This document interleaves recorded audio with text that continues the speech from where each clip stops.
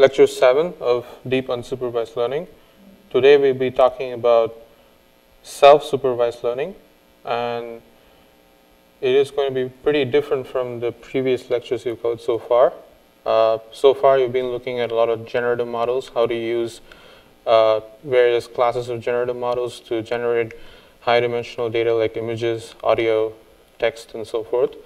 However, unsupervised learning is a much broader goal than just being able to generate data.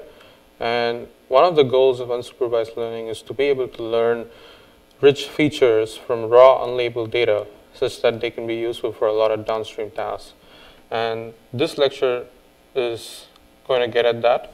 And recently, people have started calling this as self-supervised learning, where the data creates its own supervision. And so we are going to look at all the various classes of techniques that will allow us to do self-supervised learning. So far, we've seen density modeling, where we've covered autoregressive models, flow models, and we also talked about variational inference. And we've also looked at implicit generative models, implicit density models like GANs and energy-based models. And both these classes of techniques allow you to learn generative models, which is you're going to be able to generate images and be able to report likelihood scores and so on. But other than that, we mainly looked at applications of generative models to various modalities of data. We haven't actually seen how to use unsupervised learning to learn features. So that's the motivation for today's lecture. How do we learn rich and useful features from raw, unlabeled data such that it can be useful for a wide variety of downstream tasks? And we're also going to ask ourselves the question of what are these various pretext or proxy tasks that can be used to learn representations from raw, unlabeled data.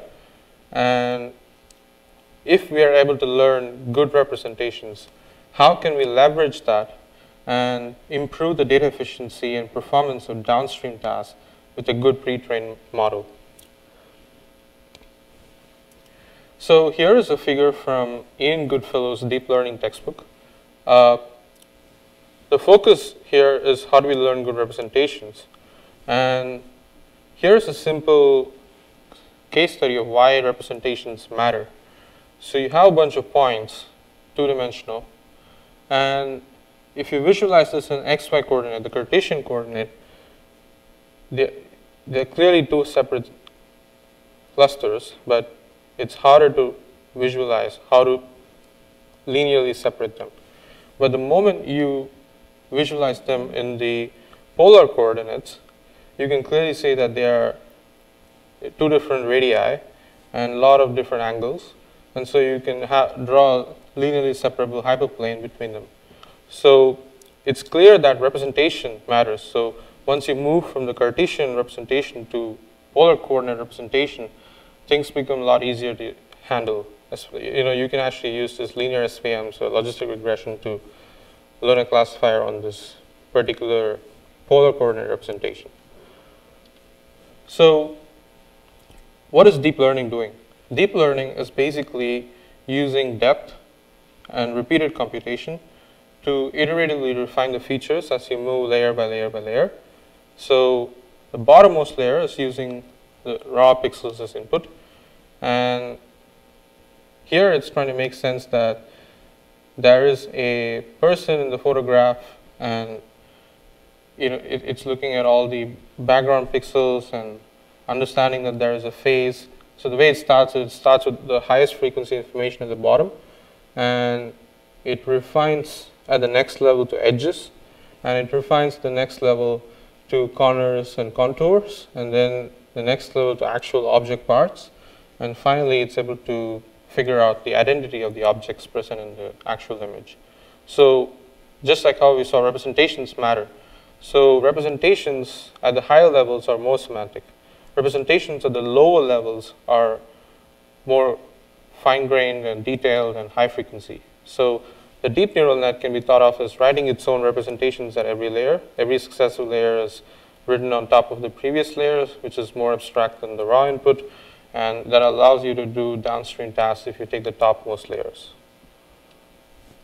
So here's the Venn diagram that Ian Goodfellow suggests for how to think about deep learning. So deep learning is a subset of representation learning, which is a subset of machine learning, which can be considered a subset of AI in general. And so the goal of deep learning itself, nothing to do with unsupervised learning, is to learn good representations of raw data.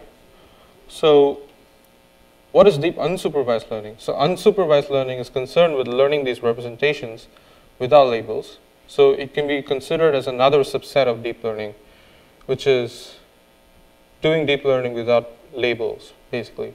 So we are going to get at the goal of representation learning without labels, and that is deep unsupervised learning. So it sort of gets at the core goal of the class. And recently it's been called as self-supervised learning, and it's used interchangeably with unsupervised learning. The exact terminology of what is self and what is un doesn't matter. It's basically concerned with learning representations without labels, and self usually refers to the scenario where you can create your own supervision based on the data, but at the end of the day, it can be considered as another way to reparameterize unsupervised learning. So why self-supervised learning?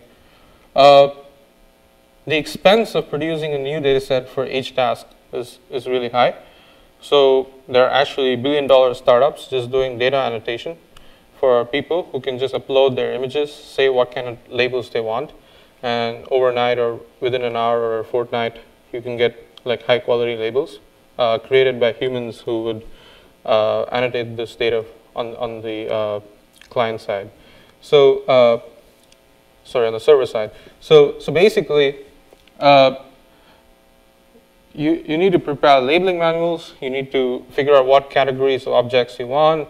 You need to have someone else hiring humans, or you need to hire your humans to annotate data.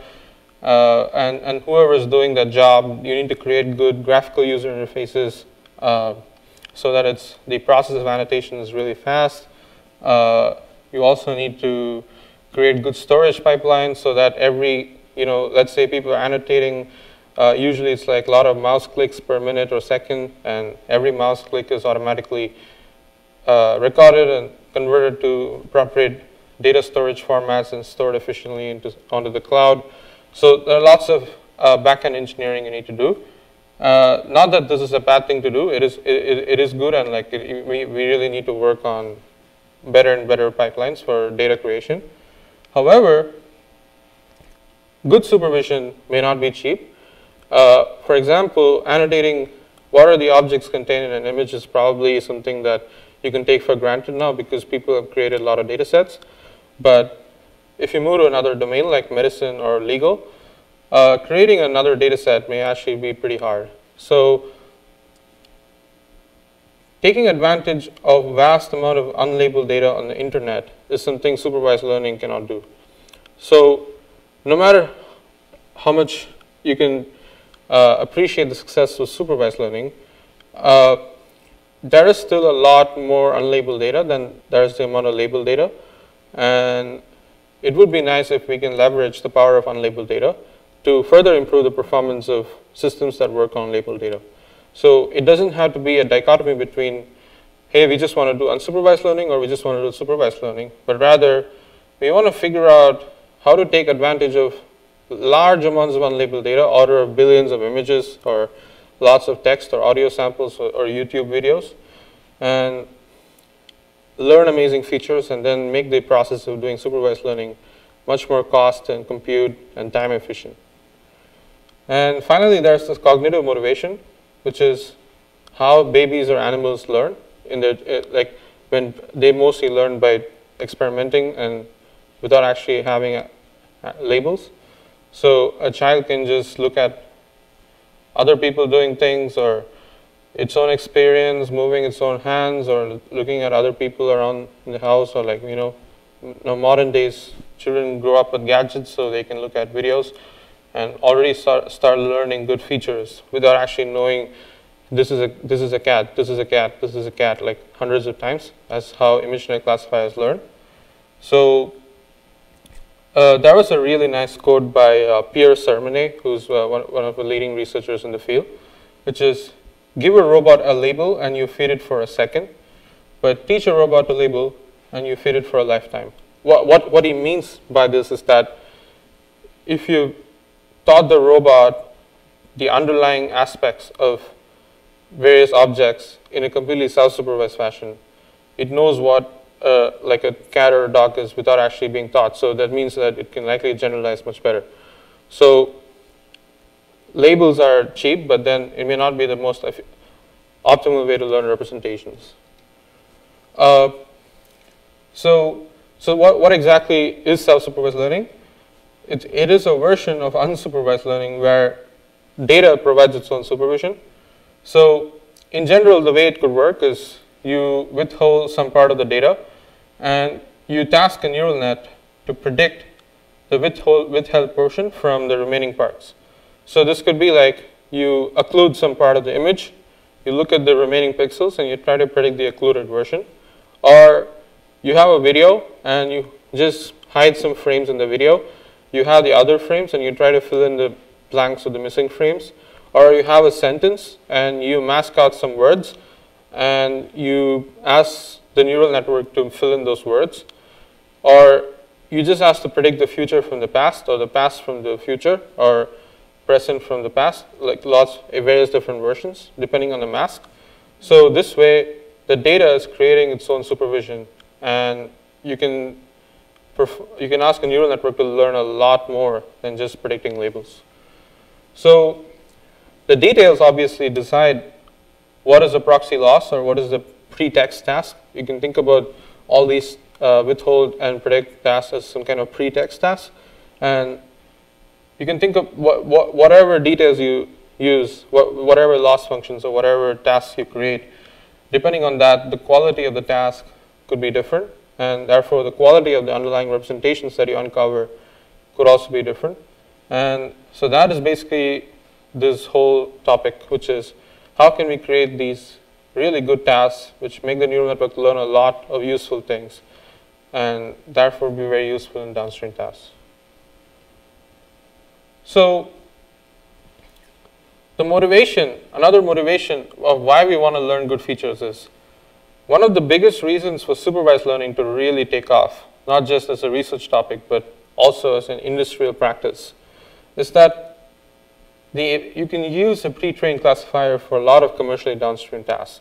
So a pre-trained ImageNet, state-of-the-art ImageNet classifier like a ResNet 50 can just be taken, and the same backbone can be taken and put into a faster RCNN or a mask RCNN or a RetinaNet, and can be used for object detection or instance segmentation. Or it can also be used in a fully convolutional neural net with the backbone as the ResNet 50 for semantic segmentation.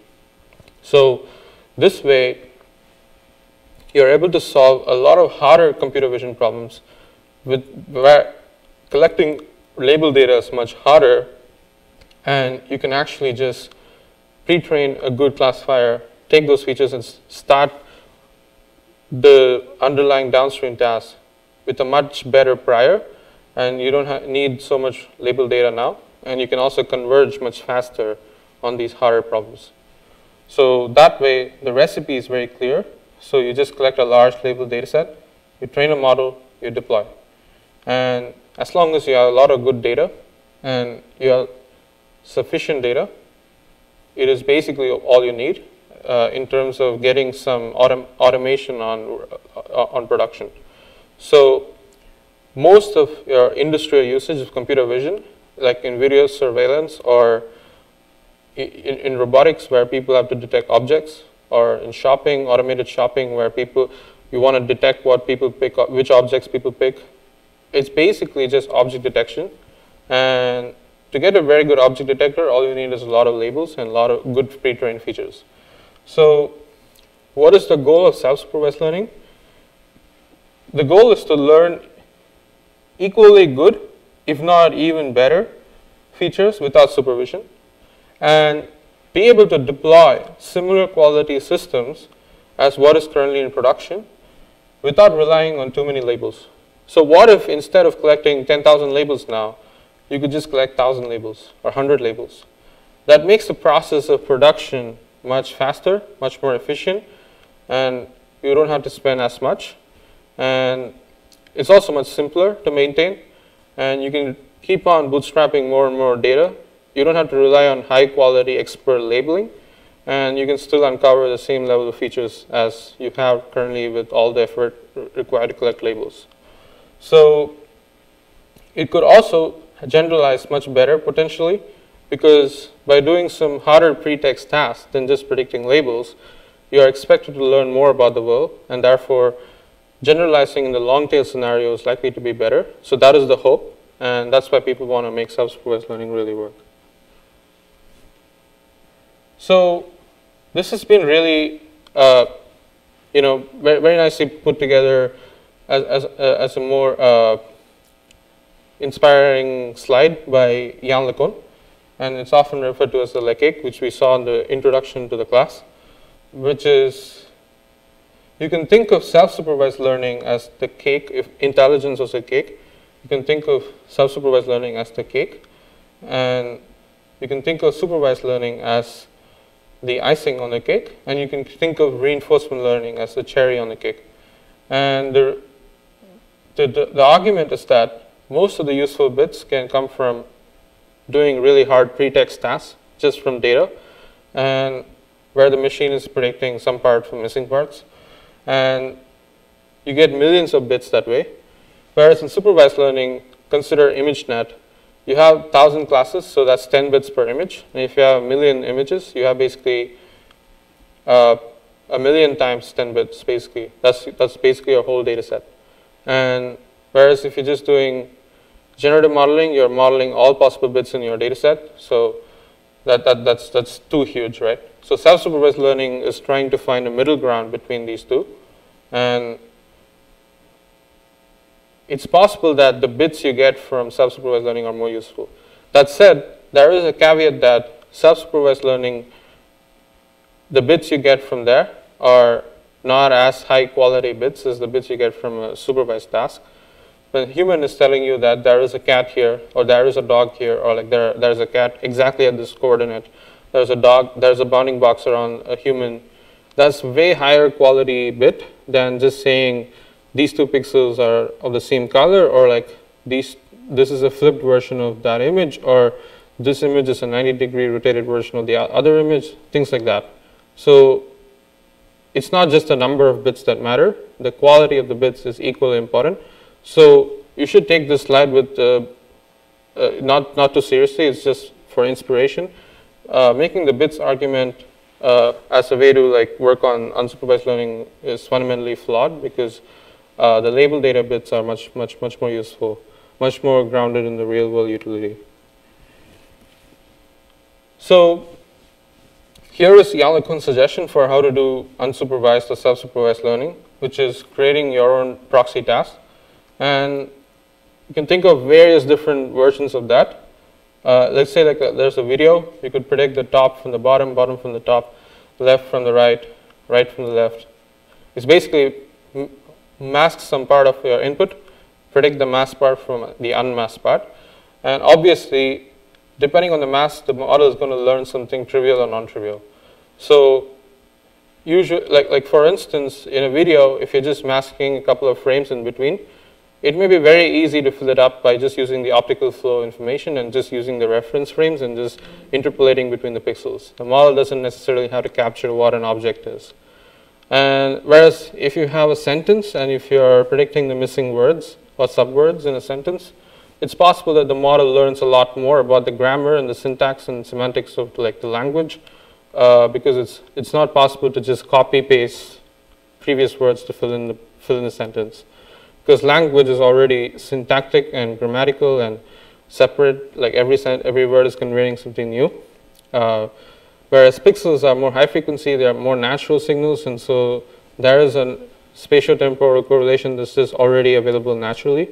So the model may not really learn the actual high level information that you wanted to learn unless you carefully engineer what are the masks that you want to use. So for the actual technical content, we are going to separate it into 3 parts. So the first part is we're going to learn about how to we're going to separate it into various cognitive principles basically. The first principle is you corrupt your data and you try to predict the actual data from the corrupted version.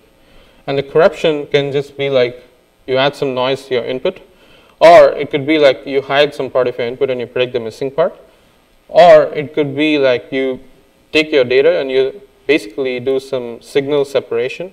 So it could be like, hey, an image is basically grayscale and the color, so you could predict the color from the grayscale, or you have the depth image and you have the color image, and you could try to predict the depth image from the color image, where let's say you're recording everything from your Kinect. So it could be source separation, and then you try to predict the separated version. So that is the first principle. The second principle is we're going to do something like visual common sense tasks, where it's more ad hoc and you're just trying to create tasks from data in a very creative way and see what kind of features the model can learn. And there we are going to look at 3 different techniques: relative patch prediction, jigsaw puzzles, and rotation. And finally, we are going to look at contrastive learning, which is really the version of self-supervised or unsupervised learning that's been taking off very, very recently. And we're going to look at a foundational work called Word2Vec, which explains a lot of these foundational ideas like noise contrast loss. And then we're going to look at a version that's been used in images called CPC, or contrastive predictive coding.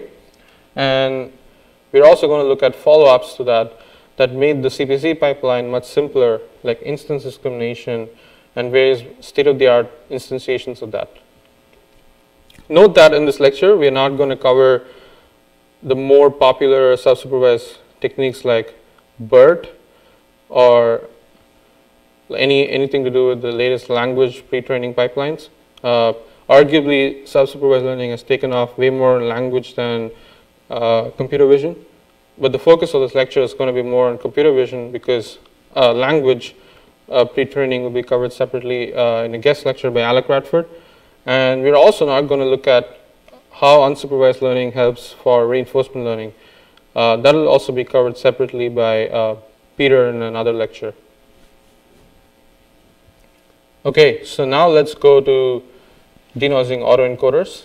So denoising autoencoder, the basic idea is add some noise to your input and try to remove the noise and decode the actual image.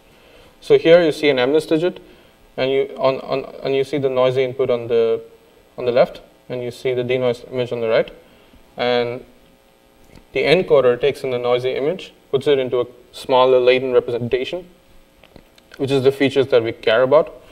And the decoder is trying to use these features to get back the original input. So you will hope that the encoder gets the high-level details, removes the noise, and the decoder can upsample that and get you back to the actual image.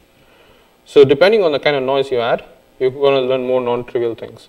If you don't add any noise, you're just going to learn an identity function that's just an autoencoder. But if you add some level of noise, it's possible that you learn more useful features, because you're learning to separate noise from the actual signal, right? And if you add too much noise, then it may actually be a really hard task, because the signal to noise ratio will be really low.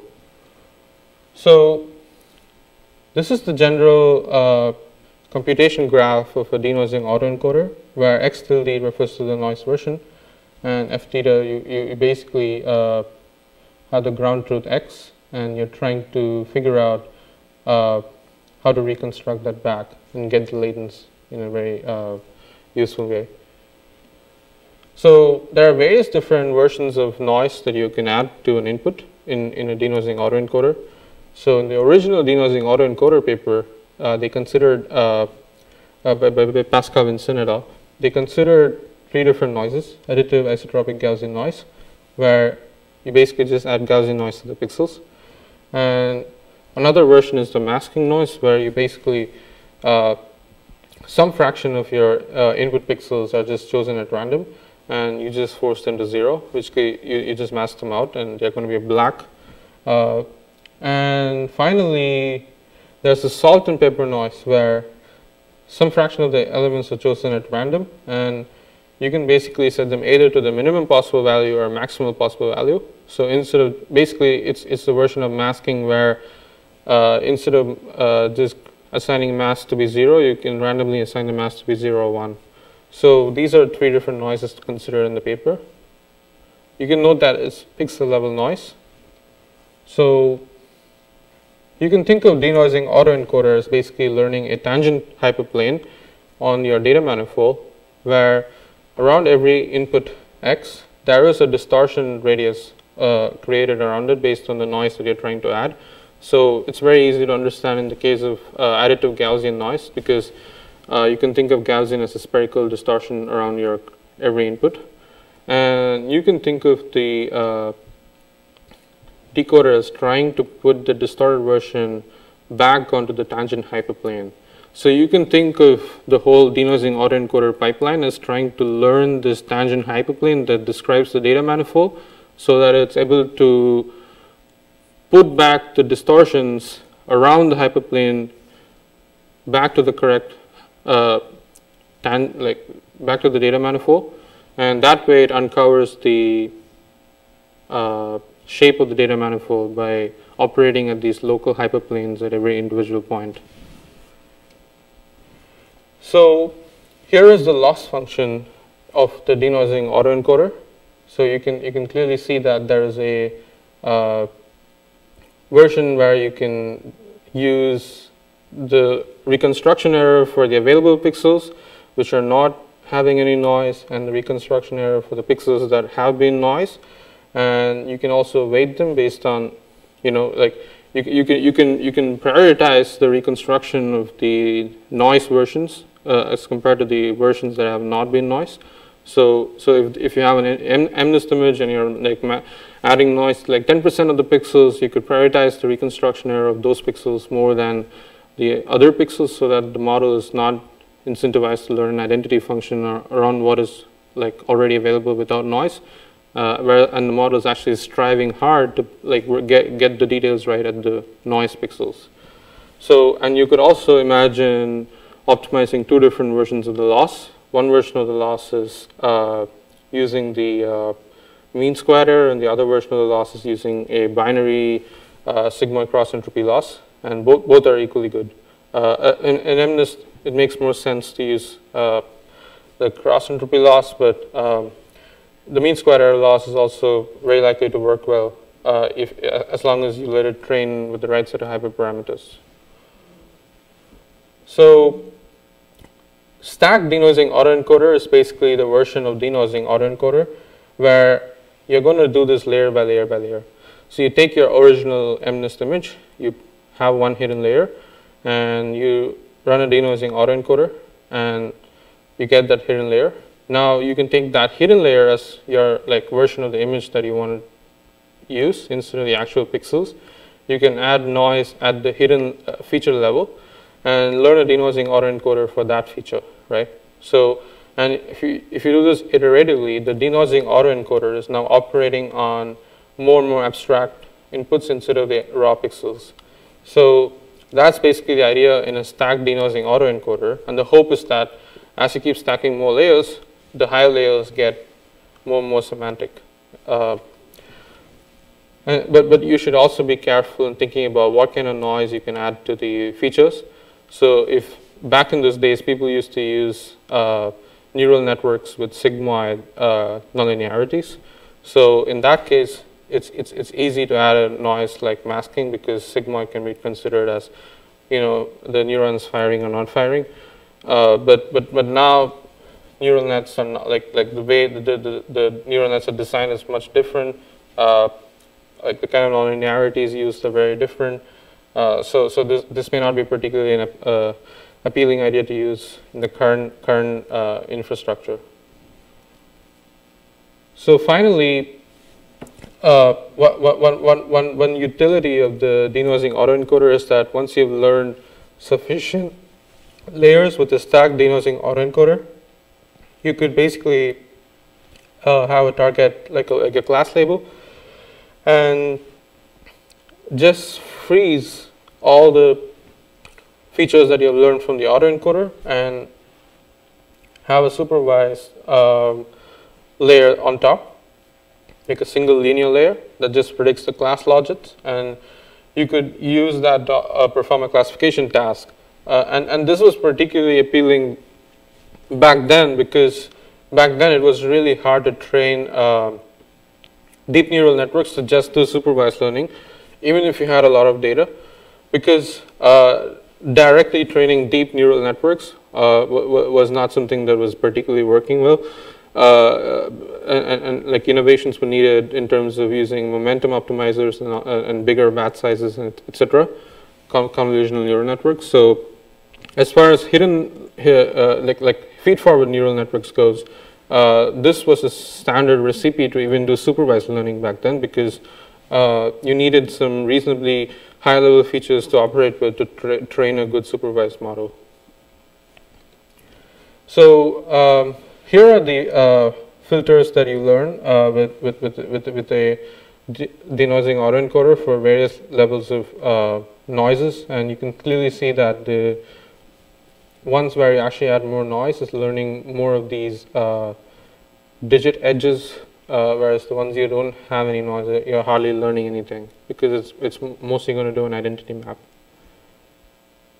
And this is also visualized for a particular neuron in magnified, and you can see that the filters are like more visible for the higher masking ratios. You can also see that there's something like a 6 visible towards the right, and it's getting the notions of digit edges or strokes at the hidden level. So these are various classifiers that you can train on top of these denoising autoencoders, the features that you get from stacked denoising autoencoders, and these are the error rates in MNIST classification. It's not particularly relevant now because MNIST is considered solved, but then you can clearly see that it's getting like 97% accuracy or something in that range by putting SPMs on top. So this is like a cool result at the time. So here is another version of corrupting your image and trying to predict the corruption, or like trying to hide some portion of your image and trying to predict the hidden portion. So this is a paper called Context Encoders from Patak et al. Work from Alyosha Ifor's group here at Berkeley. So the way it works is it basically takes an image, mass out a rectangular region, and encodes that image now with the mask, and has a decoder that tries to reconstruct the actual image now. So that way the model is filling up the details of what's missing in the mask, and supervision basically can be constructed from your data itself, because you actually knew what part you masked because you had the complete image. So the model is able to learn without any labels by creating its own supervision. So that's why it's called self-supervised learning. So you can have various instantiations of this, where you could mask out only the central region and try to fill up the central region, or you could mask out various square blocks spread across the image, much smaller but lots of mass, and you could try to fill them all. Or you could, if you have access to segmentation mass of actual objects in your image, you could segment out particularly the pixels belonging to one particular object, like in this case the baseball player, and you could just try to fill in those pixels. And that assumes access to label data of segmentation mass, so that's not something that is completely self-supervised. But the other two versions are completely self-supervised. So the way the reconstruction loss could work is you have a masking region, and you have the ground truth for that. And you could just apply the reconstruction error on the pixels that have been masked. So you take your decoded image and you apply the inverse of the mask, and you get all the other pixels out. And then you can just mask out those pixels for the reconstruction error. So there are multiple losses that you can use for the reconstruction objective. One is you could use just the mean squared error that you saw in the previous slide of denoising autoencoder. Or one problem that's usually common with the mean squared error, which was also mentioned in the GAN lecture, is that they often tend to be blurry. So because you don't want blurry reconstructions, you actually want sharp predictions of all these missing pixels. You can actually think of using a GAN loss, which is you have a discriminator, and that discriminator is going to behave like a learned loss function.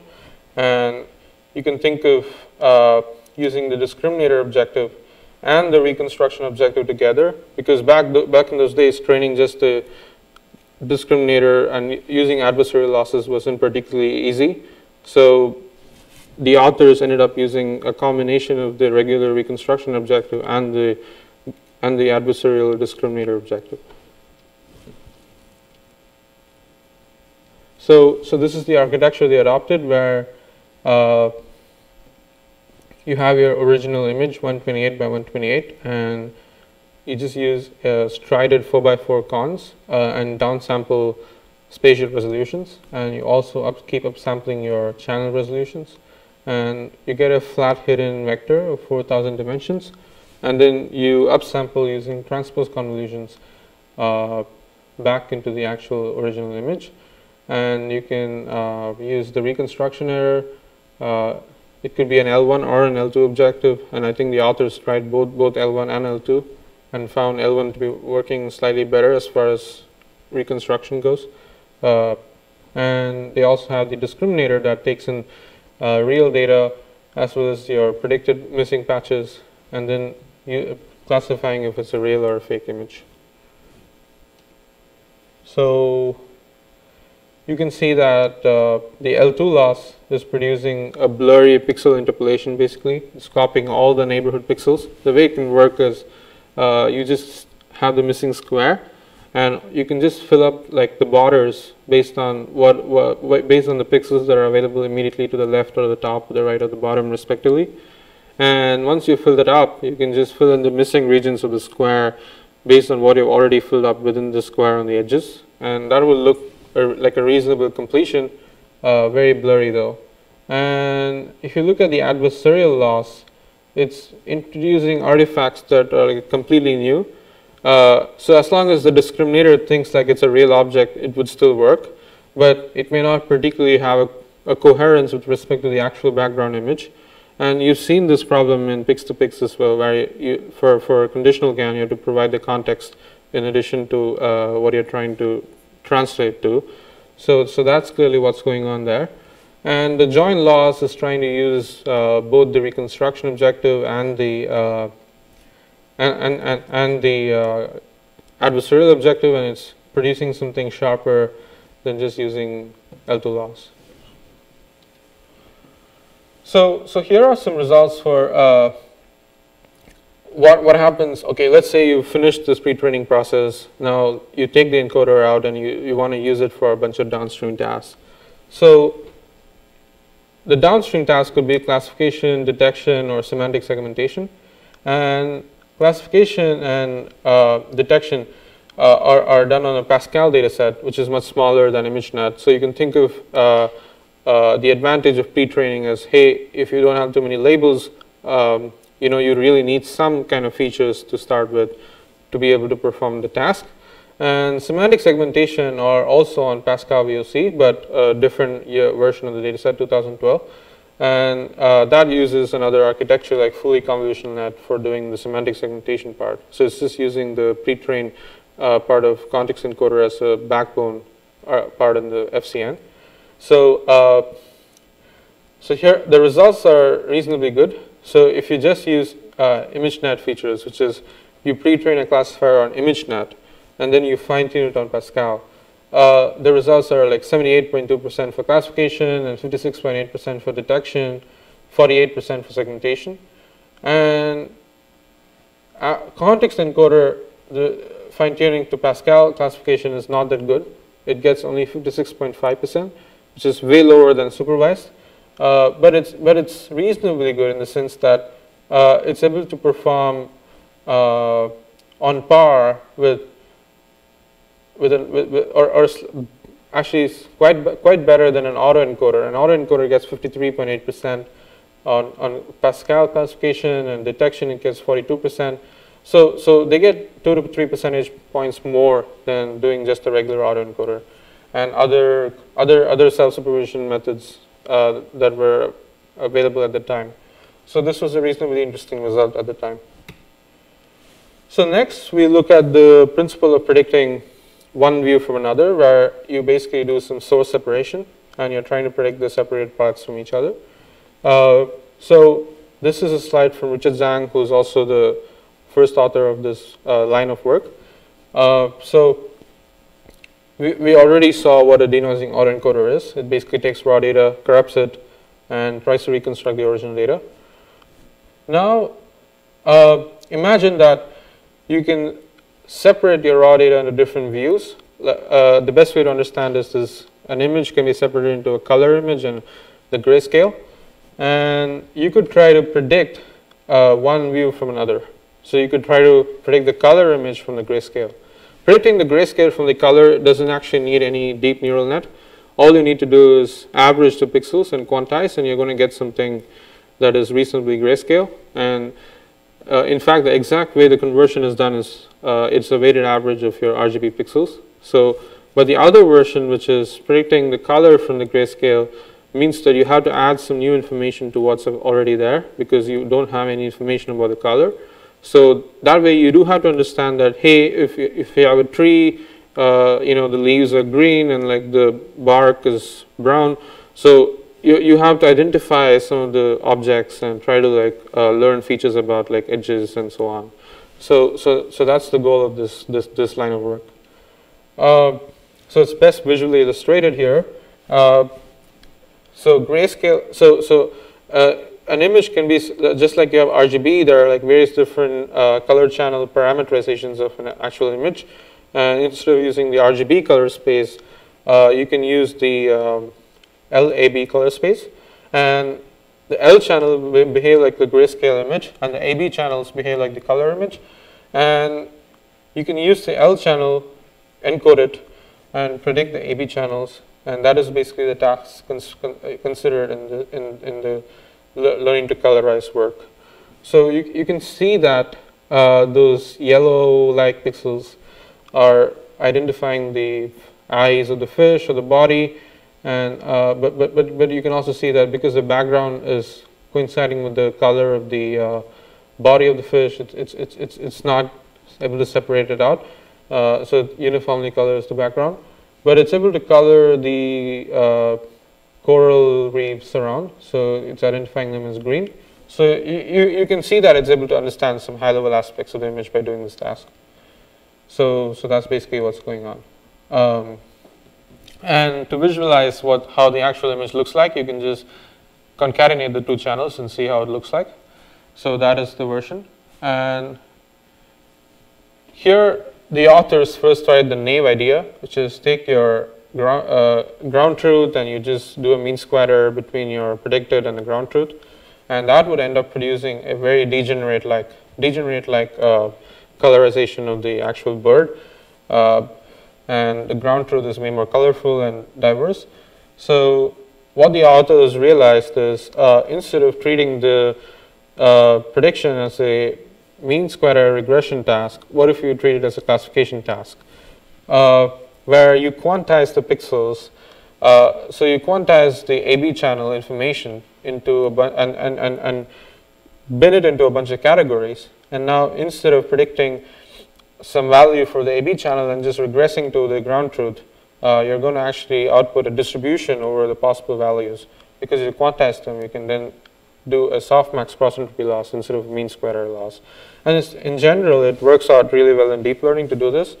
You've also seen how it worked out really well in pixel RNN, and where all the pixels were quantized to discrete categories. Instead of using a Gaussian mean square error, you're going to use a cross entropy loss, and that produces sharper images. So here's how it goes. You basically take an image, you have the AB channel prediction, you've quantized it, and now you're going to use cross entropy loss to predict your actual AB channel information. So that is basically how the colorization work is done. Another version of this done by Richard Zhang was trying to do something like a split brain autoencoder or a split view autoencoder, which is you separate the channels in your source. You have encoders that try to predict the other channel from the current channel. So where x2 hat is the other channel prediction and x1 hat is the prediction from x2. And now you concatenate these two channels together and you get your actual input again. And you want to make sure that this version matches your original version. So this way it's like ensuring a backward consistency in some sense, because it's not just about predicting the color from your grayscale. It's also like, hey, the AB channel should also make sense. Like whatever you predict from your AB channels to your L channel, and whatever you predict from your L channel to the AB channel, together if you look at it, it should make sense and it should look like my actual image. So this can make more sense if you're looking at other kinds of views like depth image and color images. So here's like one way to implement this, which is you separate out, you have two different encoders, you predict the other channels, missing channels, you concatenate, and then you have a loss on the actual predicted image. So and this is how it would work for color and depth information. So these are all interesting ideas, and we're not going to really look into the metrics that these methods have, because more than the metrics, these papers are more famous for the input-output version itself, which we looked in pix-to-pix, where the fact that even colorization can work so well is so appealing. But in terms of the metrics, like in terms of the numbers, we look at them much later when we look at contrastive learning. So here is the other final the second version that we wanted to see, which is introduce some kind of visual common sense task. So here we're going to look at relative patch prediction. This was an idea put forth by Kaldor, Abhinav Gupta, and Alexei Ifros. And so in some sense, this was one of the first papers to do self-supervised learning on images at a larger scale. And it's considered one of the foundational papers for a lot of the ideas put forth. So basically, what is the task the authors considered here? The task was, given two patches, try to identify the relative position of the two patches, which is to say that if you have a center patch and if you have a patch lying to its immediate right, and given these two patches to a neural network, the neural network should say, hey, this patch is to the right of this reference patch. So it's best looked at from this figure. So you take an image, you take an approximately 3x3 grid of non-overlapping patches, and now given the blue patch, you're trying to predict that the yellow patch is to the top right corner. So you can number the surrounding patches from 1, 2, 3, so on up to 8. So, and you basically have 8 categories for a classification task given the reference center patch. And this way you can take any different regions of the same image, or like lots of different images. You just have to take an approximately 3x3 grid of non-overlapping patches and give it to your neural network, select 2 of them, give it to your neural network, and create these labels for free from your data. So it is another version of self-supervised learning where you are actually creating a task, like a jigsaw task sort of, not exactly jigsaw, but you can think of it learning spatial associations, and then then it has to understand, hey, if you give me the ear of the cat and the eyes of the cat, then it's likely that the ear is lying on top to the right or to the left, and it also has to understand that what is left and right here. So that means that it's learning these low-level features and as well as high-level associations, and it's very likely to be useful for a downstream task. So that's pretty much it. You share the CNN encoders for the two patches. You use the mean pool representation at the end, and you train a classifier on top, and you can create a lot of data for your training task because you can sample a lot of different patch grids from a lot of images and see how good the features are. So there are a couple of details in getting this right, which were extremely crucial and which have been adopted in every follow-up paper almost, which is making sure that you jitter both spatially and color-wise. So firstly, you should make sure that the patches don't overlap, or else it's so easy to get the which patch is like to the left or the right just by looking at the boundary pixels. So that's one obvious, but highly non-trivial at the time, but considered obvious now. So you make sure that the patches don't overlap. Second thing is you jitter the patches to prevent chromatic aberration. So by that what I mean is you sample. You basically sample a particular random crop. You divide it into 3x3 grid of patches, and then within each cell in the 3x3 grid, you basically create another random crop and drop some color channels, and so you basically do spatial and color jittering at every single patch to prevent the chromatic aberration from happening, and that way the neural network can't cheat. And both of these details were highly non-trivial at the time, and they were very crucial in all the follow-up work. So another version which is very similar to relative position prediction is actually going all the way. So relative position prediction looks like a jigsaw task, like the jigsaw puzzles children saw. So why not actually do exactly that? Just make neural networks solve jigsaw puzzles. And that's what this paper is doing, which is you similarly take a crop, 3x3 grid of patches from a random crop of your actual image, and you shuffle them, and then you try to predict what is the correct order of the shuffling. So in this case, it has to identify that similar kind of spatial reasoning and associations. So that's really what works well here.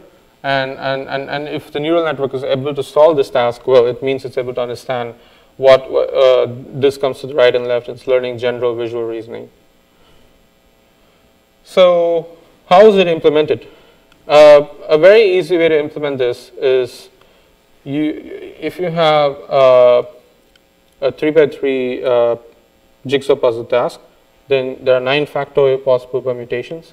So instead of asking the neural network to output the exact order, you can ask the neural network to output an index of that, and you can hash the corresponding order in a hash table of all possible permutations indexed by like some particular category, and you can just ask the neural network to predict the category, and that way the neural network is you don't need an RNN decoder or something like that, and it just looks like a normal classification task where every single patch in that grid is passed through the same shared CNN encoder.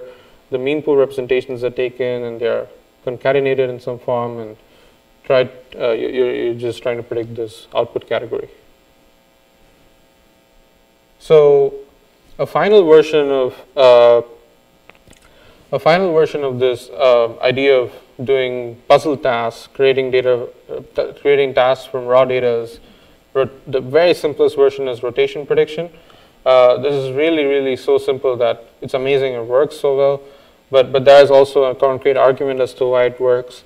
The idea is you take an image, you rotate it by a random angle. So in this case, you're rotating it by a multiple of 90 degrees. And you pass it through the convolutional neural net. And the convolutional neural net is asked to predict what is the angle you rotated the original image by. That's really it. So in this case, for the first image, you would predict, the convolutional neural net has to predict 90 degrees. For the second, it has to predict 270. For the third, 180, and so on. For the fourth, it just has to predict there's no rotation, which is a 0. So why does it learn something nice? Why does it have to learn anything at all? So if you look at the 180 degree rotation, like the only reason you're able to say it's 180 degrees is because there are human phases and you know that they're inverted, right? So that means to be able to say that it's 180 degrees, you've identified that there are human phases in the image. Similarly, like look at the first image, there is a bird and there is a tree and so on. But you know that if the normal view would have been that the bird is, like if it was tilted by 90 degrees, the bark would have been horizontal and the bird would be standing in the same vertical position. So this is basically trying to identify if there was a photographer that captured the actual image, how was the photographer positioned, right? So that is an inductive bias that is physically or geometrically grounded, which is image formation is something that's fundamental, and that's how we all record images, and most of images on ImageNet have been captured where the object was very centralized, and so there's a lot of information as to where the camera was placed, at what pose, and so on, to capture the actual object. So because you rotated it, you're actually trying to identify, in some sense, you're trying to do inverse graphics of the camera parameters here, where the only parameter you care about is the rotation angle here. But since it's physically grounded, it's going to learn something useful. So here's how they implemented it, which is you take an image, you rotate it by various possible angles, and you construct these rotated versions, you pass them through the same convolutional neural network, and you just predict the rotation angle. So you just do it for all possible images in your data set, and then you would learn really good features. So one interesting point is you might think, hey, the more angles you add to your data set, the more good features that you can learn. That's not particularly true. So the authors found that if you just use 4 rotation angles, 0, 90, 180, 270, and you put a linear classifier on top and train it on CFA, which is a small data set, you can get 89% top 1 accuracy. But if you add multiples of 45 degrees, which is like 1 level more fine grain, your performance drops by 0.5% approximately. And if you just use 2 angles, which is less fine grain, the performance drops even more by 2%. And if you think about it as vertical versus horizontal, like 90 to 70 instead of 0, 180, the performance drops like another 2%. So it is particularly important to use both horizontal and vertical, and it is more important to use vertical, and it is also not so important to use a lot of angles. Maybe the neural net that's predicting 8 rotations wasn't trained well, but it's sufficient to predict 4 rotations. You don't have to be so fine-grained. So here are the results that they have, where they basically train an Alex. So at that time, it was AlexNet was the common backbone used for self-supervision studies. So they basically trained an AlexNet on all these different tasks. Like for instance, rotation net is their, ROTNet is their paper, but the baselines are coming from the existing self-supervision papers, which we also covered. So if you use the convolutional 4 and 5, which are the 4th and 5th convolution filters in AlexNet, and put a linear classifier on top, the results from just using supervised learning features are the topmost row, 59.7% top 1, which is pretty close to what AlexNet gets in terms of top 1 accuracy. So just using random features gets you like 27% and 12% respectively. And the context paper, Dorje et al., is the paper we saw, relative position prediction. And that's able to get, for Con4, it's able to get 45.6%. which is way better than random, but not as good as supervised ImageNet. And colorization work, which we saw, the Richard Zhang's work, that's 5% lower than doing relative patch position prediction. So you can clearly see that doing more puzzle-like tasks is better than doing colorization. And the jigsaw puzzle task is on par with the relative position prediction. It's similar, 45%. And ByGAN, which is a paper we already covered in the GAN lecture, is not as good as these puzzle tasks, but it's on par with colorization. And finally, this ROTNet paper has a substantial improvement over the state-of-the-art at that time. So basically, the state-of-the-art self-supervision method had 45%, and ROTNet improved it to 50%. And so that's really clearly good. And even on the conf-I layer, it shows, like for the Dorje et al., the numbers are really low, like 30%. And the ROTNet is like clearly better, 43%, and way better than the other methods as well. And these are like more detailed results for various convolutional layers. And you can see that the ROTNet numbers are significantly better than the other self-supervision techniques at the time.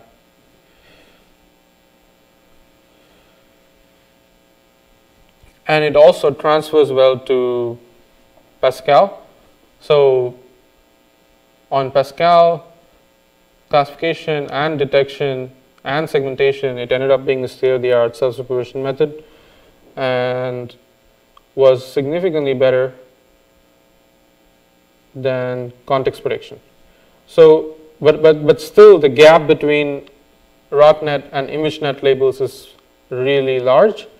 If you look at the detection results, it's closed down, like 54.4, 56.8 is pretty small.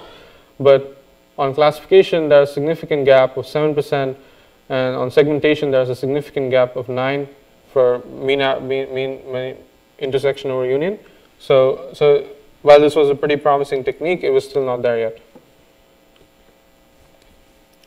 So that's it for like puzzle-based tasks.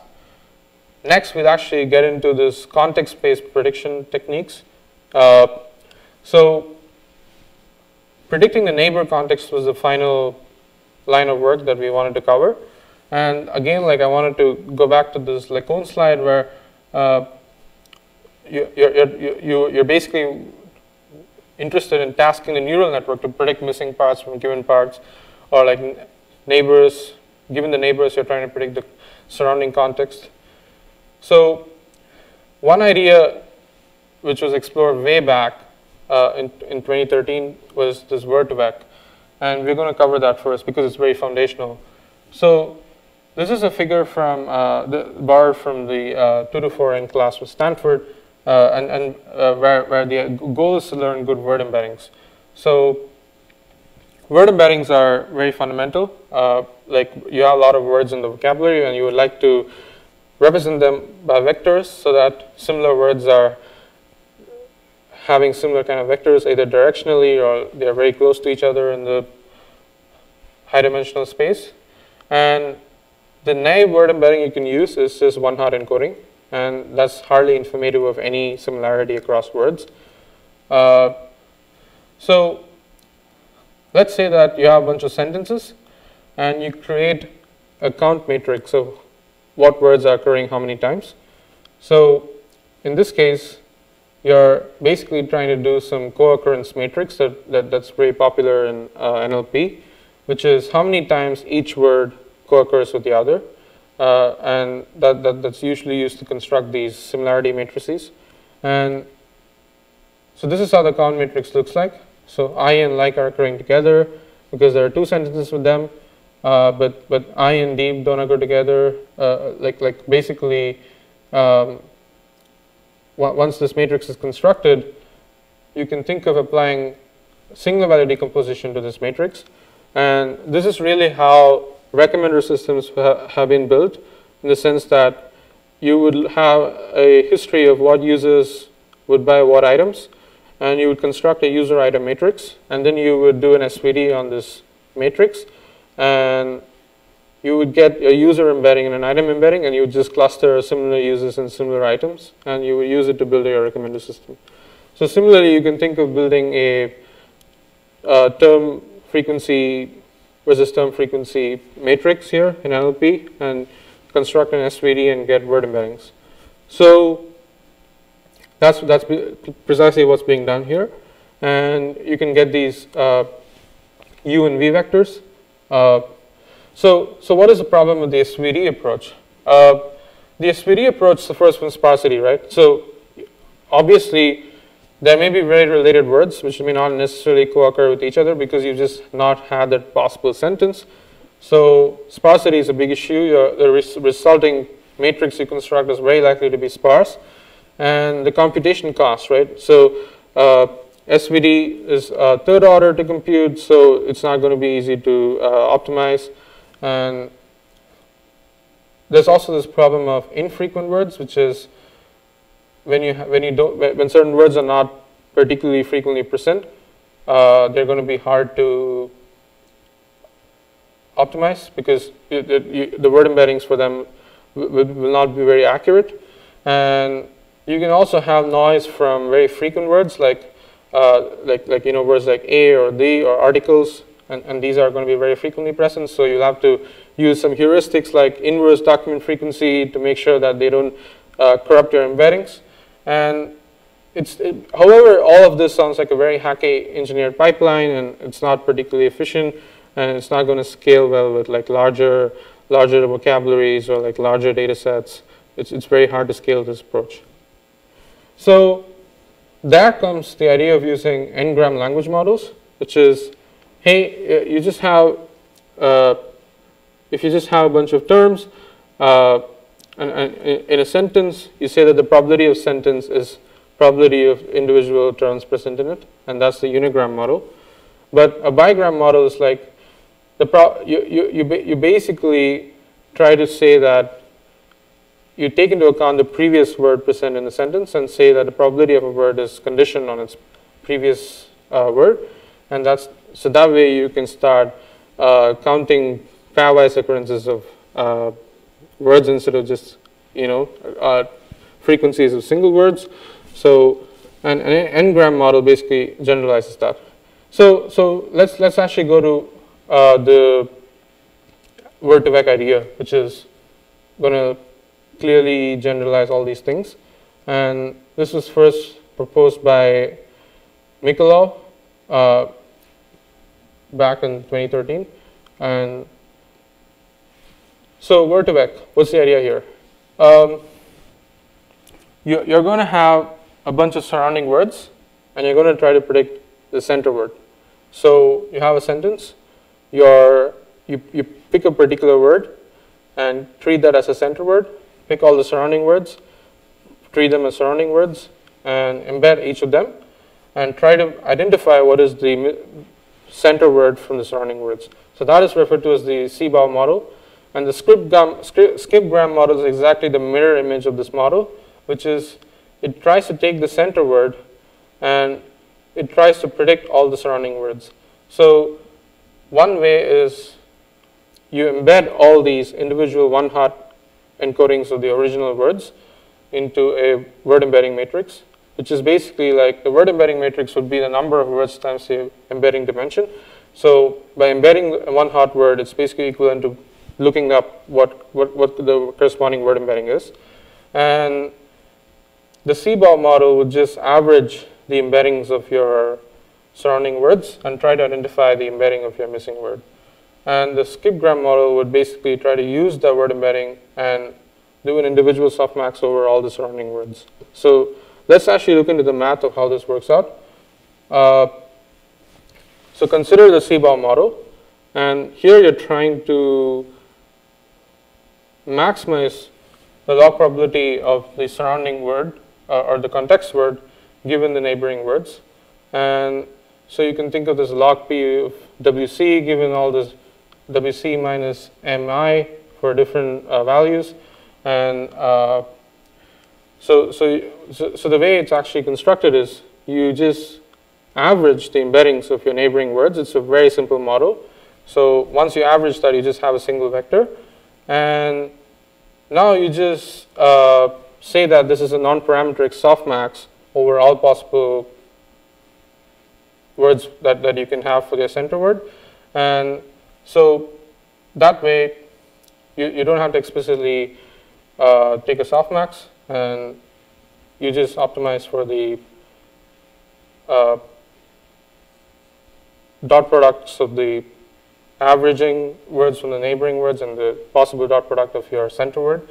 And that's what this loss amounts to. And this way, the parameters of your loss function end up being your word embedding matrices. And all you need to do is take lots of different chunks of text, pick a particular center word, and pick some corresponding neighboring words, embed them, average the neighboring words, try to maximize the dot product of the actual center word relative to all the other words in your vocabulary. And if you do this for various chunks of text and optimize for a while, you're going to end up with a relatively good word embedding. So that is the idea of word-to-vec, the CBOM model. And the skipgram model is exactly the mirror image of this model, where you're going to try to predict every independent surrounding word. But the key assumption it makes is that given the center word, the surrounding words are all independent of each other, as in the probability of a surrounding word given the center word is independent of the other surrounding words. So that's kind of similar to the naive-Bayes assumption, which is given the class, so the term frequencies are independent of each other. So it's a similar assumption to simplify the computation. And so then you just have a similar kind of non-parametric softmax over the possible word embeddings of the surrounding words, and you just perform a similar optimization.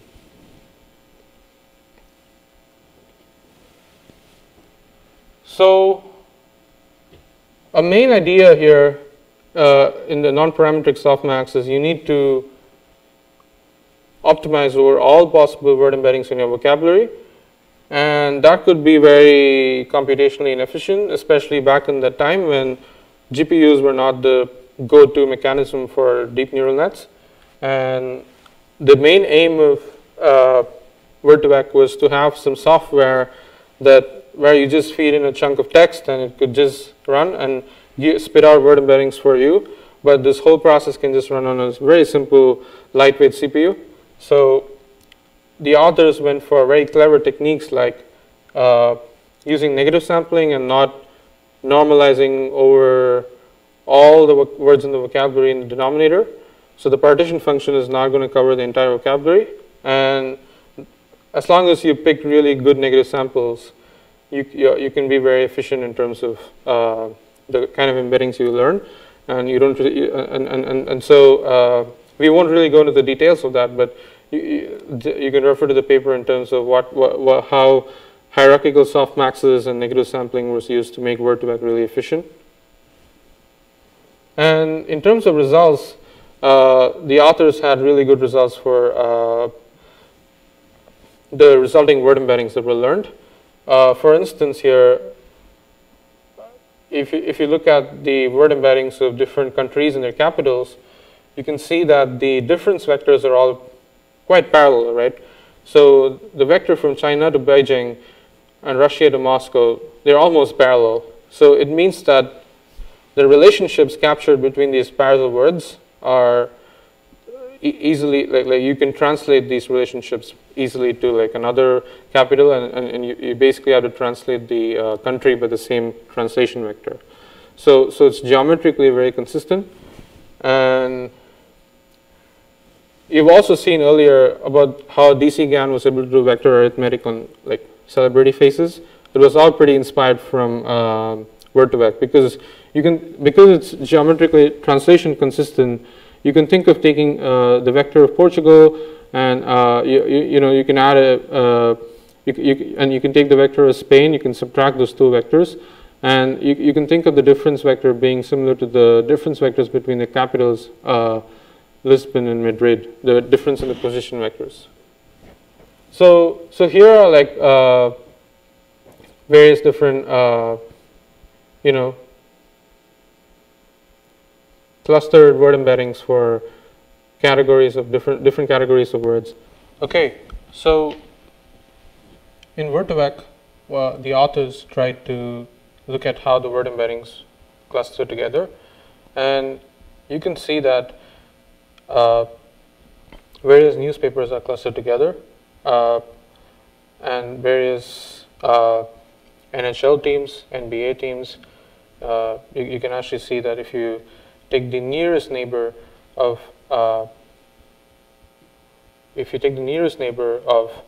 Detroit, you get Detroit Pistons, or Oakland, you get Golden State Warriors. Or if you take the nearest neighbor of Steve Ballmer, you basically get Microsoft, or for Larry Page, you get Google. For airlines, you basically see that Spain and Spain are closest to each other, or same for Greece and Aegean Airlines.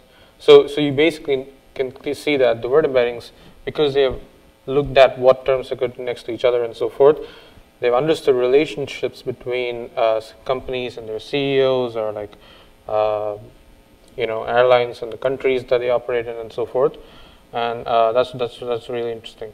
I'm just going to switch to PowerPoint. 1 second.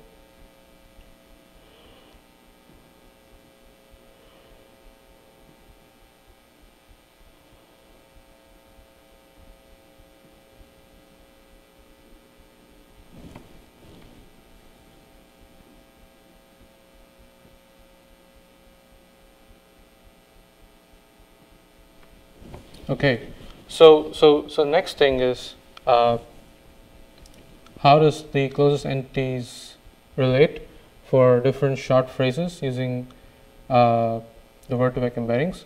So here is one thing about various explorers like Vasco and you can see that there is a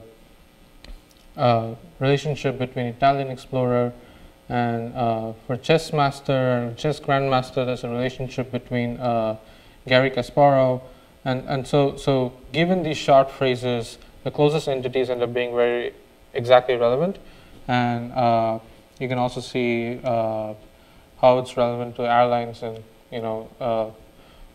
or if you add two different embeddings, what is the closest entity you get? So for instance, if you add Vietnam, embedding for Vietnam, the embedding for capital, you're ending up getting the closest entity, closest nearest neighbor embedding of that of Hanoi, which is exactly right. And similarly, if you add the embedding for German and airlines, and you search for the entity or the word with the nearest embedding, you're getting airline Lufthansa, which is really cool. And similarly, Russian plus river, you get Volga River, Moscow, and you get various French actresses. And you also get the currency for Czech. So basically, it's understanding relationships at phrase level, not just word level, and understanding relationships between multiple phrases. So another interesting example is how it can get all these different skip phrase embeddings. So you can see that the closest tokens for skip-gram models are like way better compared to the other models. So these are like different models, and like Ni et al. Is another example of a noise contrastive model that was trained on words, and the skip phrase model, which is Mikolow's model, like basically the nearest neighbor to the topmost row, Redmond, is the most relevant in the skip phrase model compared to the other models. For instance, Redmond draws Redmond, Washington, Microsoft, and graffiti. You get spray paint and graffiti taggers, etc. Whereas for the other things, for instance, for graffiti, the nearest neighbors from Ni's model is basically things like anesthetics, monkeys, Jews, which doesn't really make sense at all. So so that way, it's understanding the actual things in the skip-gram model.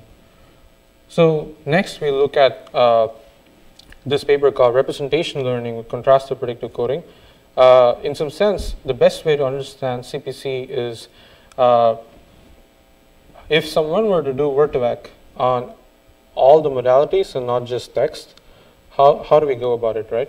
So you remember that Word2Vec has a very interesting model, but it's also very primitive. That is, if you look at the CBOM model, you're averaging the embeddings of your neighboring words and then try to predict the context word. So, but average is just like a very, it's only important if you really care about the simplest possible linear model that you want to get working. But in principle, you can aggregate context using neural networks, right? Like we have really powerful neural networks for context aggregation, like ConNets or transformers or LSTMs. So why not actually try to put this all together, use the contrast loss that Word2Vec uses to predict the neighbors in a non-parametric softmax, but try to replace all these embeddings of individual words and surrounding words with very powerful expressive neural networks. So that forms the basis for contrastive predictive coding, done by Aaron van den Noort. So here's the idea. Let's say you have an audio signal, the raw audio signal, and let's say that you're trying to predict the future audio signal from the past. Or you're trying to form relationships between the future audio and the past audio. So call the past as C, context C, and call the future as X. And instead of predicting the actual audio like a wavenet, what you want is to just operate at the latent space. So let's say that you encode the context with an encoder, and you also encode a future audio chunk. You can call that as a target, and you encode the target in the same encoder. So now our goal is to maximize the mutual information between the context and the target. Don't really worry about like what mutual information, why does it come out of nowhere? That's not really the objective here. The goal is we want to make sure that we learn a representation, the encoder, such that it's maximally predictive of the actual future when contrasted with some fake futures. So that's really what's going on in CPC, which is, hey, you produce to your neural network a bunch of targets where your actual target is also present, but you could also have some fake targets. So imagine that you could sample random audio chunks from totally different waveforms, or you could also sample audio chunks which are not exactly corresponding to that future time step. And you could present to your neural network various different alternatives of what the true audio chunk should be. And based on the past context, the real truth, and all these other possible alternatives, the neural network is supposed to pick or classify which is the right future. And similar to Word2Vec, this can be done in a non-parametric softmax fashion, where instead of actually decoding the audio chunk, you're just trying to make sure that the embedding of your context and the embedding of your true future should correlate the most when contrasted with the other fake audio chunks. So that way it becomes a softmax over your number of negatives, and you can actually use any kind of a score function for how to assign the score between two embeddings. It could be a simple dot product. In contrastive predictive coding, they make use of the bilinear dot product, which has also been used in the past in past work. So that's a little more expressive than just using a regular dot product, and it doesn't require you to normalize the vectors. So that way you can think of the W matrix and the bilinear product as learning some kind of association matrix that figures out some property that helps you to correlate two different things. So that's really what's going on in CPC. You're basically going to take a huge audio chunk. You're going to huge audio signal. You're going to split it into small chunks. You're going to encode each of these small chunks with a shared encoder. It could be a strided convolutional neural network in this case. And you could take a bunch of past audio chunks, pass them through a GRU, any autoregressive model would do, and you could use the final hidden state of the GRU to predict all the future latents of true audio chunks. By predict, I just mean that you're contrastively trying to maximize those embeddings with the true futures when contrasted with the fake futures. And you can sample negatives by using other time steps within the same audio waveform, or you could use other audio waveforms.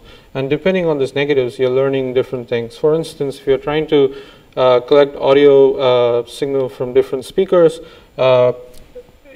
the negatives that come from other speakers lets you learn representations that allow you to identify the speaker, while the negatives that are across the same waveform within the same speaker lets you learn like more fine-grained phoneme features, which are useful for like phoneme classification. So depending on the downstream task, the kind of negatives you pick are going to be crucial. So here is basically CPC at a high level. The diagram is very clear. You're just basically going to try to do this across various audio waveforms, various different numbers of time steps.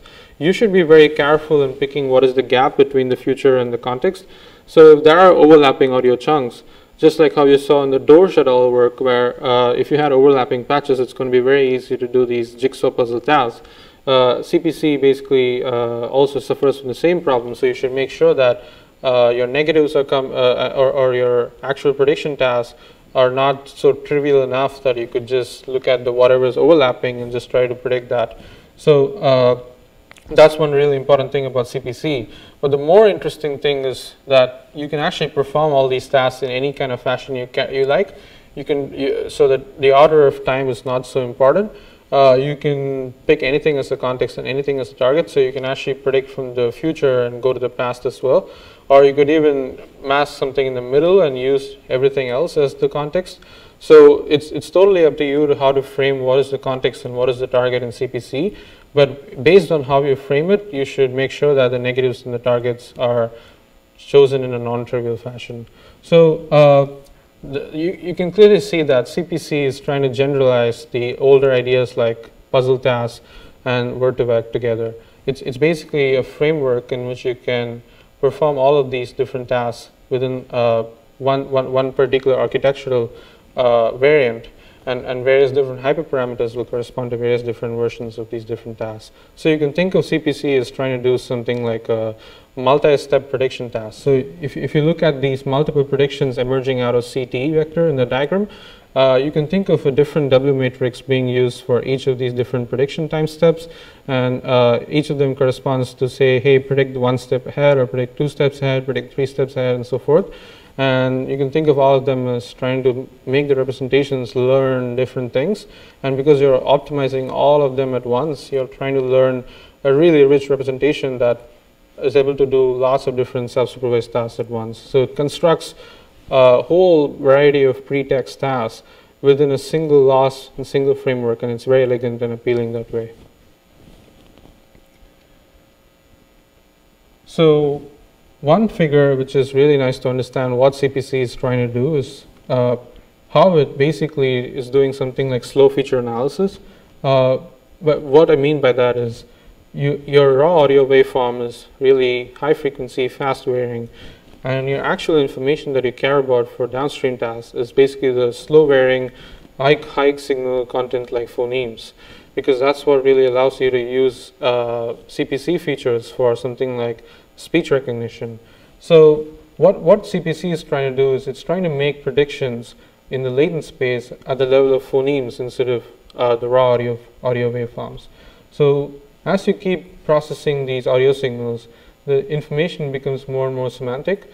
And so if you're trying to predict something that's not overlapping in terms of a target, if you're trying to predict a target that's reasonably a few time steps ahead, you're trying to go more towards these slow varying phonemes that are they would only change if the time steps are sufficiently further apart. And so therefore, if you're doing predictions at an appropriate offset, by offset I just mean that the gap between CT and ZT plus K, where the K is like the number of time steps between, is sufficiently high such that the phonemes actually change, then you're going to end up learning really rich features. So this is a really nice visualization of the representations learned on CPC audio task, where basically collecting a data set of various speakers as audio waveforms and just performing the CPC optimization, and then you're taking the embeddings out and doing a t-SNE visualization in 2D. And you can clearly see that different speakers have been clustered out in separate blobs. So it's clearly gotten the speaker identity. And you can also see the accuracy of predicting the you can also see that the accuracy of predicting the positive sample and the contrastive loss, it basically is so high in the beginning, but it keeps going down towards the end.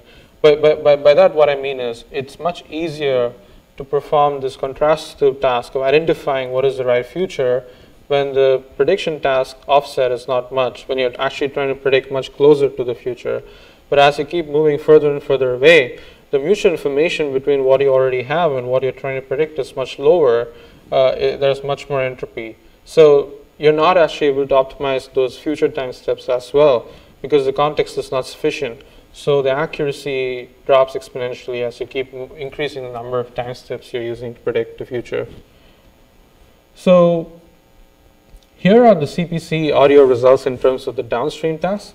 On the left, you see the phoneme classification and speaker classification results. And for phoneme classification, there are 41 possible classes. So basically, the way it works is you take the CPC features, you freeze them out, and you just put a linear classifier on top of these CPC features, and you try to perform the task of what, which is to say, you try to identify the phonemes in the audio chunk, or you try to identify who spoke this particular thing, and you have labels for that. But you're not going to change the features. You're just going to keep them frozen. So for that version, CPC speaker classification gets 97.4% accuracy, which is very close to what you'd get by just doing supervised learning. Whereas if you just use something like MFCC features, which is very engineered, you're not able to do that well. You're just able to get 17.6%. So these features that you learn in a completely unsupervised fashion are way better, way more semantic than something engineered with domain knowledge. And also, for phoneme classification, which is actually even harder than speaker classification, CPC features without any fine-tuning, just linear classifier is able to do is able to get 64.6%, way better than MFCC features, which is just 40%, and way better than random initializations, 30%, and supervised learning gets 74.6%, which is 10% better than just linear classifier on top of CPC features. However, the authors found that if you put an MLP instead of a linear classifier, you can actually get pretty close to 74% with just CPC features, no fine-tuning. So this means that the information may not be linearly separable, but all the useful information for performing phoneme classification is there at the CPC, the uncovered features. And on the right, you see ablations for phoneme classification experiments. And the point I mentioned earlier is really illustrated well here, where depending on where you take the negative samples from, you're going to get different levels of results. So if your negatives are all coming from the same speaker, your accuracy is like 65.5%. That's basically for that means that the model is like learning only phoneme relevant features. It's not trying to do speaker identification. Whereas if your negatives are all coming from mixed speaker, so that's going to get 64.6%, which is the result on the left table. So that means that if you're more clever about sampling negatives, if you already know what your downstream task is, you could prioritize sampling negatives in a fashion that will incentivize CPC to learn the features that will be more relevant for your downstream task. So if you don't really care about speaker identification, you could just make sure that all the negatives are constantly coming from the same speaker, and so that's really an interesting way to illustrate this point. And the second ablation that they did is the number of steps you predict into the future. And naively, you would imagine that predicting all the way into the future is going to be really helpful, but it doesn't turn out to be the case. So if you predict only up to 12 steps instead of predicting 16 all the way up to 16 steps, the downstream accuracy is better. So this means that the right way to predict it is such that the targets that you're trying to predict should share some amount of information with the context that you already have. And as you go further and further into the future, the entropy is higher, and so the amount of actual information, the amount of bits that are shared between the two entities are not much. So making a neural network focus on those tasks might actually end up encoding not very useful features.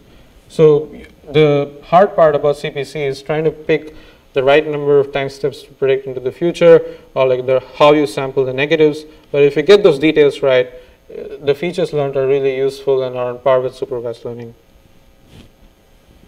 So one motivation for CPC was that they wanted a single framework to work on any modality, any kind of unsupervised learning, any modality. You should just be able to use the same framework. So that's a lofty goal. So let's see how they actually instantiated for ImageNet. So here is the ImageNet numbers for CPC, where the framework here, how they actually execute it is as follows. You take an image, you take these overlapping patches. So you grid your image into a bunch of overlapping patches. So in this case, the image is 256 by 256 from ImageNet, and you're basically taking a 64 by 64 patch laid across the image, and you take patches with 50% overlap. So 32 by 32 is the stride, and that way you get a 7 by 7 grid of patches. And you would encode each patch with the same ResNet. So think about it as a ResNet 101 or ResNet 50, and you would get an embedding, the mean pool embedding at the end. And what you do with that is, now that you have an embedding at every single patch, this would form a grid of embeddings. And you can perform predictive tasks, 2D predictive tasks, on top of this grid. So you can treat this grid as your sequence. Just like the audio sequence was a bunch of overlapping audio waveforms, audio chunks from your actual raw audio signal. In this case, it could be a bunch of overlapping patches in this 2D patch grid. And the task that the authors construct is to predict the future patch from the top row of patches. So in this case, you're basically using the first 3 rows, let's say, and then you're trying to predict the bottom 3 rows. You try to predict every single patch in the bottom 3 rows by using the row of patches from the top 3 rows. So in order to aggregate the context of the top few patches, you would want to use some kind of a model that can take a bunch of embeddings in 2-dimensional layout and try to summarize what those embeddings mean at every single spatial location. And that's and you also want to do it in such a way that you don't want the information from the top to leak into the bottom, because you're trying to predict the bottom from the top. So we already know of one model that allows us to do this very efficiently. It's called the mass convolution, or the pixel RNN, pixel CNN style models.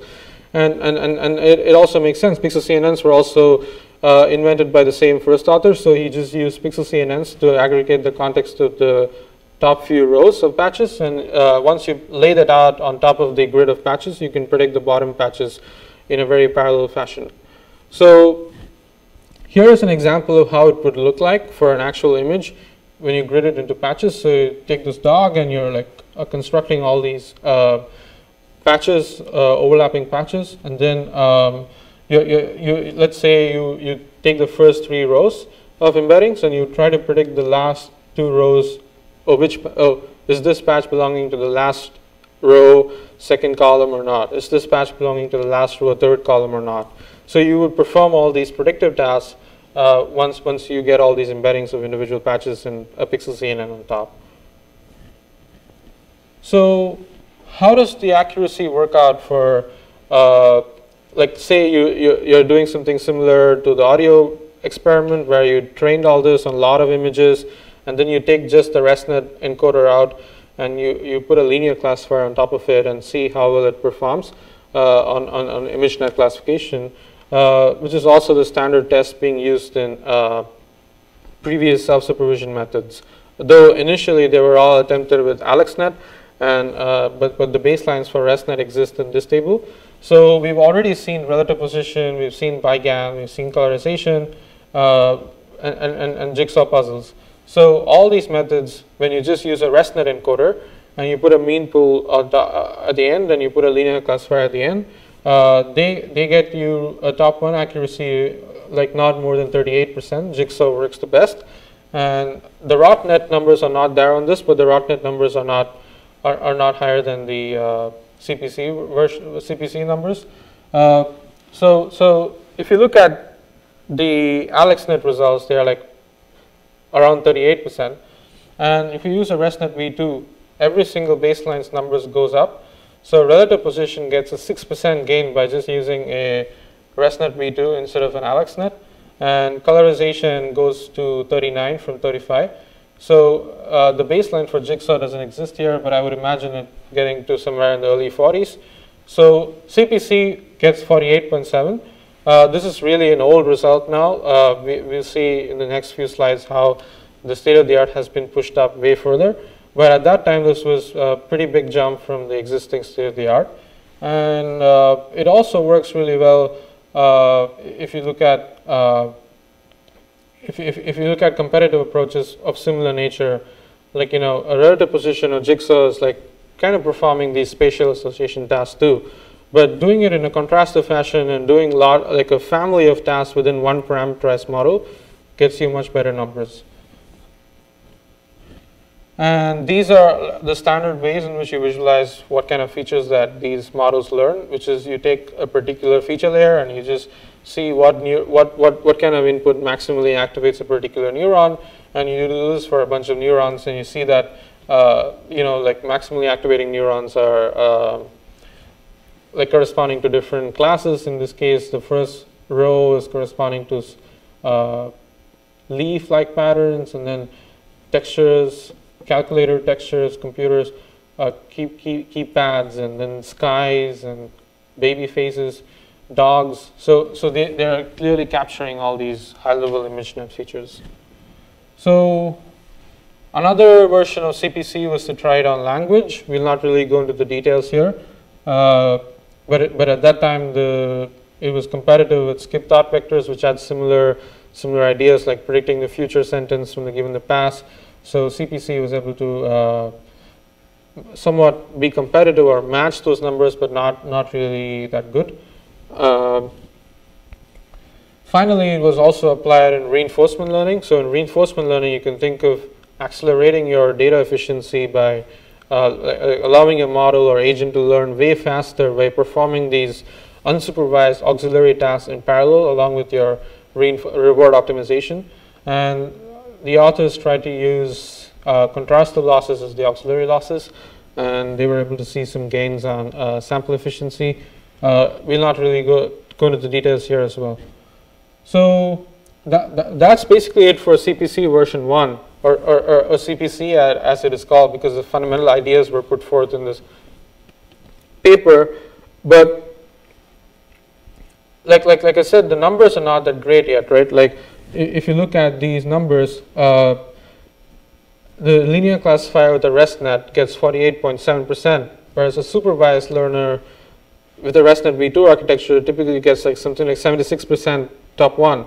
So the gap is like really high, like around 28, 29%, and so that needs to be addressed. So until that's addressed, self-supervised is not really worth doing for practical image classification or practical, like this lofty goals we started off with, which is, hey, we just want to learn features from data without labels such that you can get similar quality of features. So this is clearly far away. And that was the version, that was the goal in CPC version 2 to address that gap. And this is a work I did during my internship at DeepMind with Aravind van den Noord. Where we basically took CPC version 1 and kept on hacking the architecture, the different hyperparameters needed to get all the various patches and like add a lot of details in terms of data augmentations and see how far we could push the number. So and what we ended up doing was like we actually were able to match or sometimes beat supervised learning on various downstream tasks, and I want to go through the details here. So you've already looked at this, where you grid an image into a bunch of patches, and you encode every single patch using a really deep ResNet. So earlier you saw that a ResNet 101 v2, the first 3 stacks were being used in the first CPC version. This ResNet is much deeper. It's a ResNet 161 with 2x width in your third stack, so it's having 4,000 features at the end.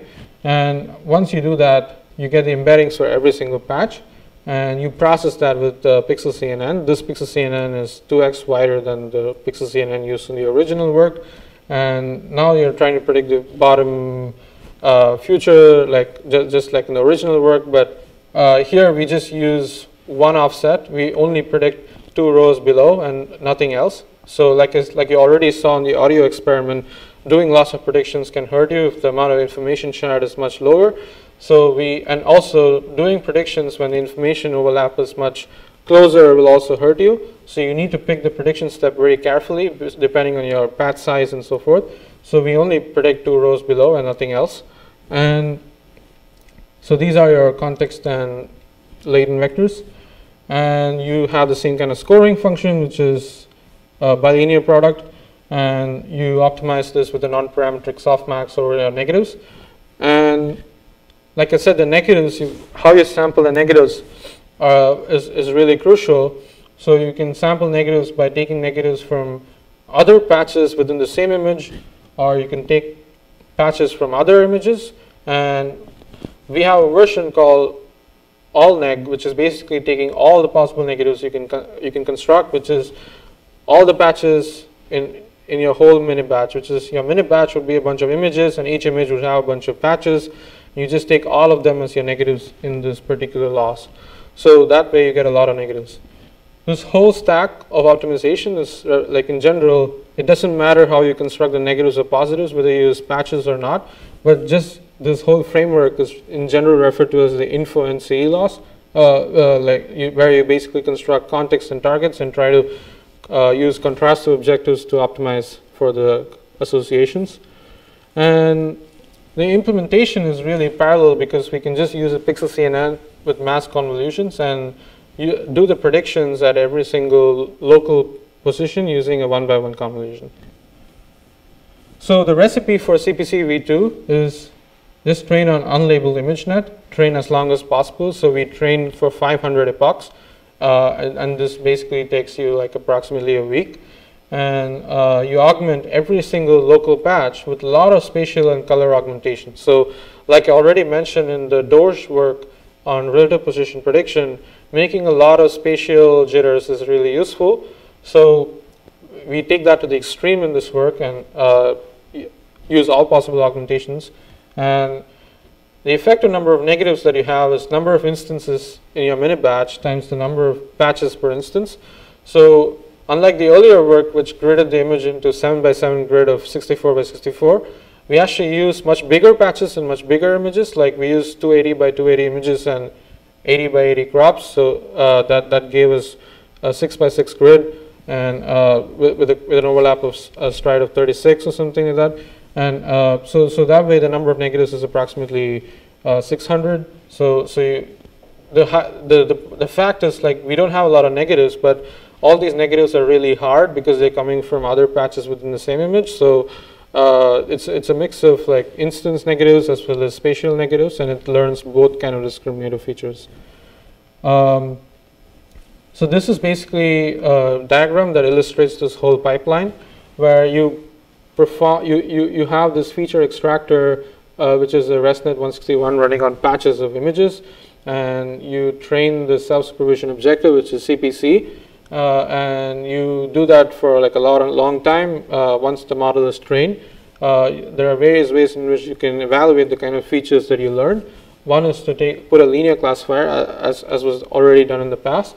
The other is you just take the ResNet that you uncovered, and instead of freezing those features, what if we can actually fine-tune it on a classification task? So which is to say that instead of training a linear classifier on all possible available labels, what if you're allowed to put a small model on top, fine-tune the entire stack, but the situation is you're not going to be given all the labels. You're just going to be given a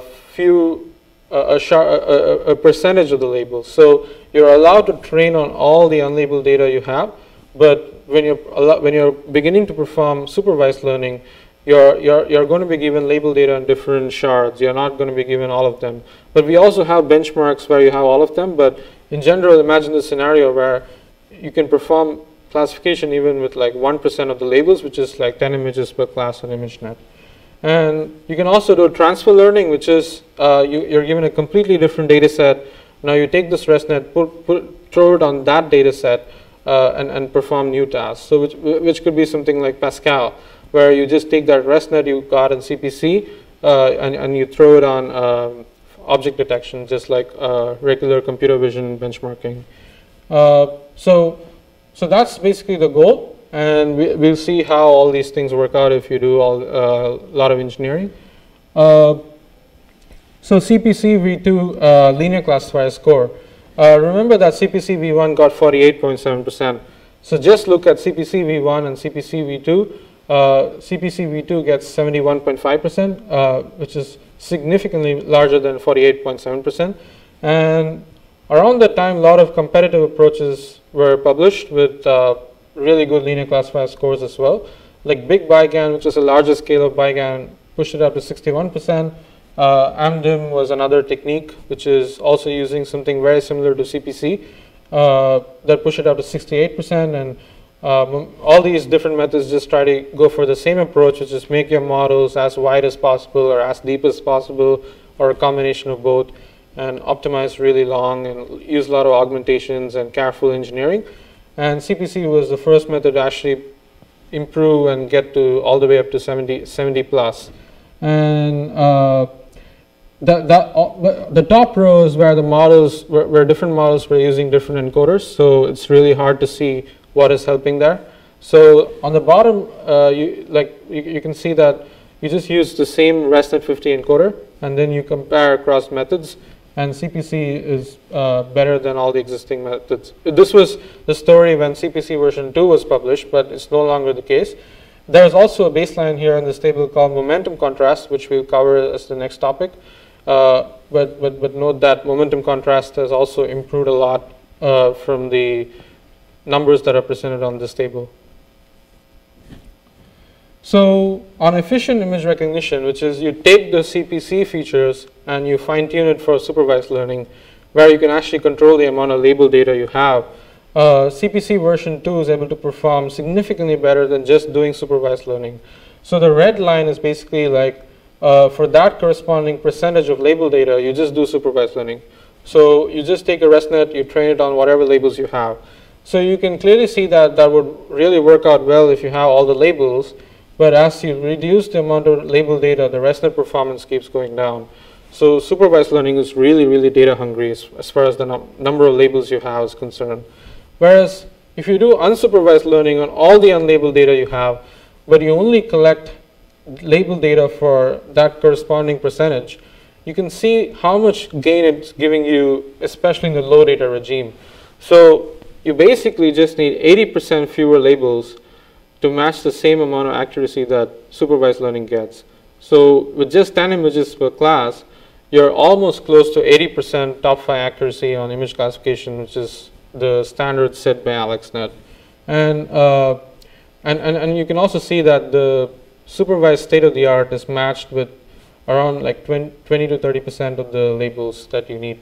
So this way, self-supervised learning is actually letting you to be very, very data efficient for supervised learning. And it also means like you need to hire very few data annotators now. Like instead of collecting 10,000 labels, you're collecting something like 2,000 labels or fewer, right? So your data annotation is much faster because you already have a great set of features, and and the most interesting thing is even when you have all the labels, that is when you have 100% of the labels, your performance from pre-training and then fine-tuning is better than just doing supervised learning. So there's no argument to not use unsupervised learning, because even if you have all the labels, the performance you get by doing unsupervised learning and then performing supervised learning as a fine-tuning step is higher than what you get by just doing supervised learning. And it's uniformly consistent across all the label data regimes. So here's like a good graph to understand how CPC version 1 interpolated to version 2.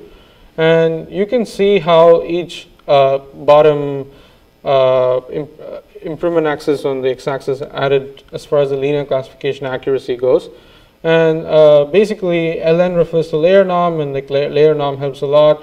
And you know, like BU refers to like bottom-up predictions instead of just using top-down predictions, which is basically saying that, hey, instead of just predicting the bottom rows from the top, why not do the other way? And that also helps a lot. augmentations at every single patches, which is referred to as PA. That helps a lot. And so various different improvement axes, which you can actually refer to in the paper. Like for instance, using bigger patches helped a lot, and so on. So you just from 49%, you're able to now go close to 72% by just focusing on the engineering details and doing large-scale optimization really well. And that's really the success story of self-supervised learning. Just do the simple things right, and you'll get really good numbers. This is a table that shows the whatever graph you saw in numbers, and you can see that on every single data regime, even if you train the deepest possible architecture for supervised baseline, which is the ResNet 200, you're able to improve by 1% in the top 5, or more than that, 1.3% with self-supervised pre-training. And you can also see that in the low data regime, your top 5 accuracies are so good that they are even better than methods that have used very engineered semi-supervised pipelines, which we'll cover in a future lecture.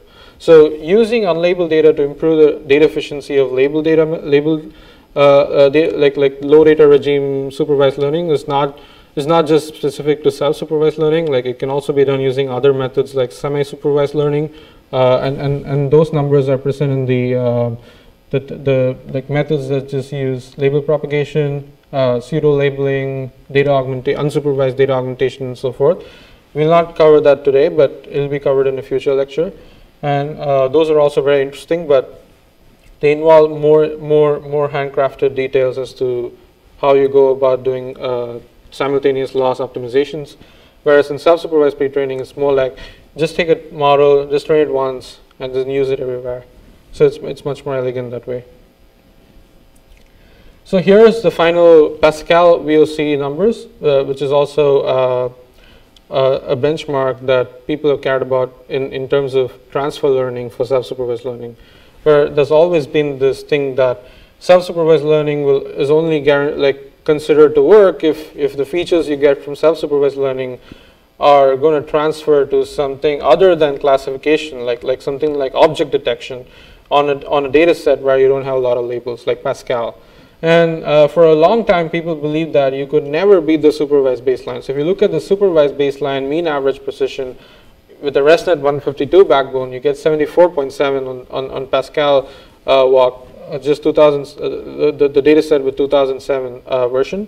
And you can look at all these self-supervised methods in the next row, where including momentum contrast, which was the first method which got above supervised and got to 74.9, and a fast RCNN trained on the CPC version 2 features gets 76.6 as the mean average precision, which is even better. So so that goes on to say, like, that self-supervised learning can actually work even better than supervised learning for downstream tasks. So even if you collect a lot of label data, you may not actually be able to get these numbers because these models are actually learning a lot more about the data. So now that you've looked at the principle of contrastive predictions and contrastive learning and seen the benefits of it actually working at scale, people start, like more people interested in just the image domain started looking at contrastive learning. And people ask this question, hey, this contrastive learning is cool, but then do we actually need all these patches? Inherently, patches is hard to deal with, because when you actually grid an image into patches, you're increasing your batch size by a lot. And so even if you reduce your image size, it's not particularly good to pre-train with much smaller images and fine-tune with larger images. And secondly, you also want to make sure that you use batch norm during your pre-training.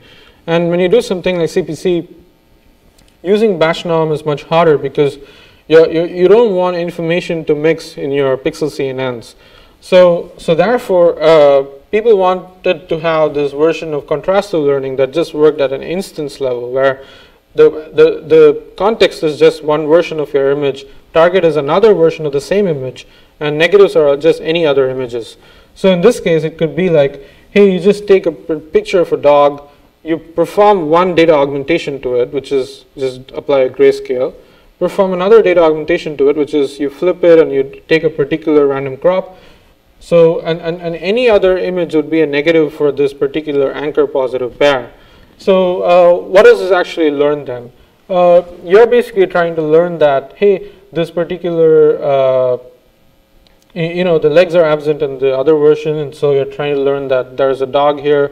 Depending on the amount of random cropping and data augmentation you use, the level of cheating you can afford to identify that two things are the same is lower and lower, and therefore you're forced to learn good features to make sure that you identify that two different images presented to you are actually fundamentally the same thing compared to any other image, and that way you're able to learn really rich features. It's very similar to the CPC area done at a patch level, except that you're not actually doing any spatial prediction here. All you're trying to do is identify another version of the same image.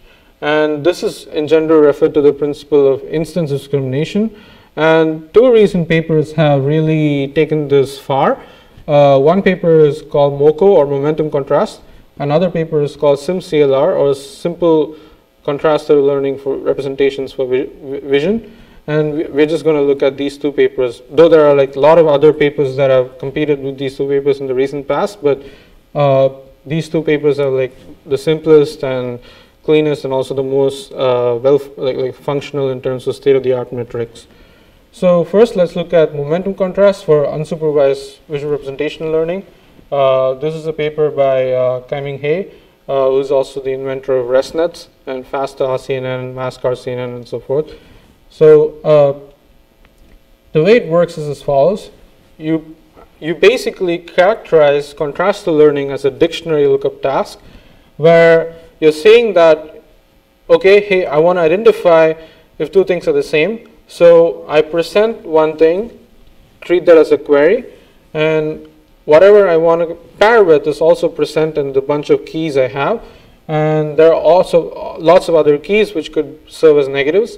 And I want to identify what is the right positive among these bunch of keys. So you encode your query, you encode all your keys, and you compute the pairwise similarities. You know the true target, which is because you know the ground truth for what is the real other augmentation of the same image. And then you just build this contrastive loss and backprop. So that's basically the idea of doing instance discrimination. So where does momentum come in here? So the idea of momentum is to make sure that you're not, you can use a slowly varying encoder of the same, and you basically have an encoder which is used to encode your queries, but your keys are going to use a Polyak averaged or a historically averaged version of the same encoder, and this gives you lots of different benefits.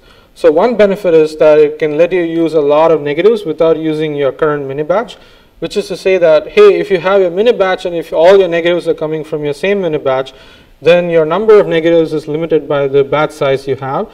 So that means you require a large batch size to use for your for being really efficient, because you need a lot of negatives now that you're doing things at the instance level. You don't have patches.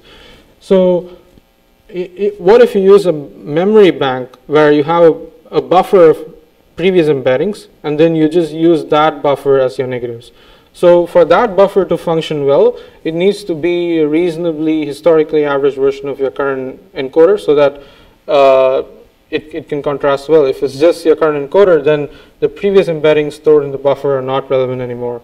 So that basically served the idea for MoCo, where you basically take an original image O, and you split it into queries and keys, which is the two different augmentations, and you encode both of them.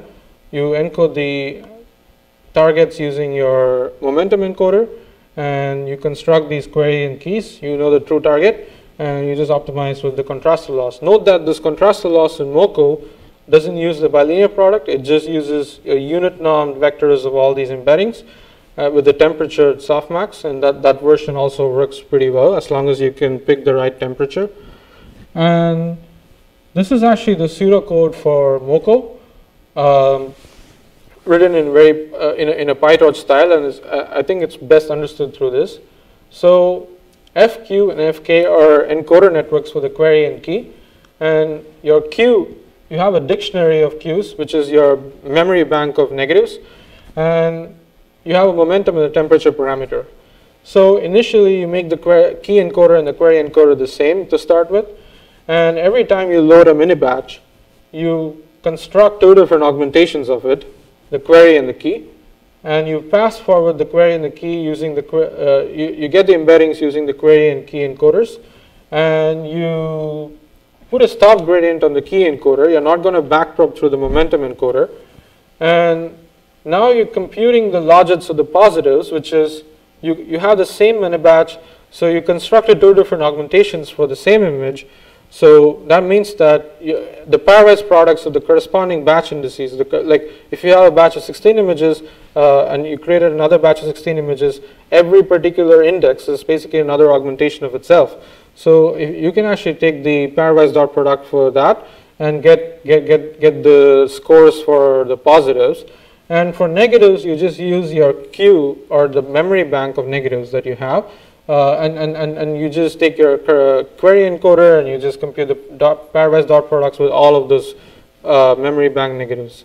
And now that you have the positives and the negatives for your influency loss, you just concatenate them and then throw a cross entropy loss by creating the true labels and use SGD to optimize.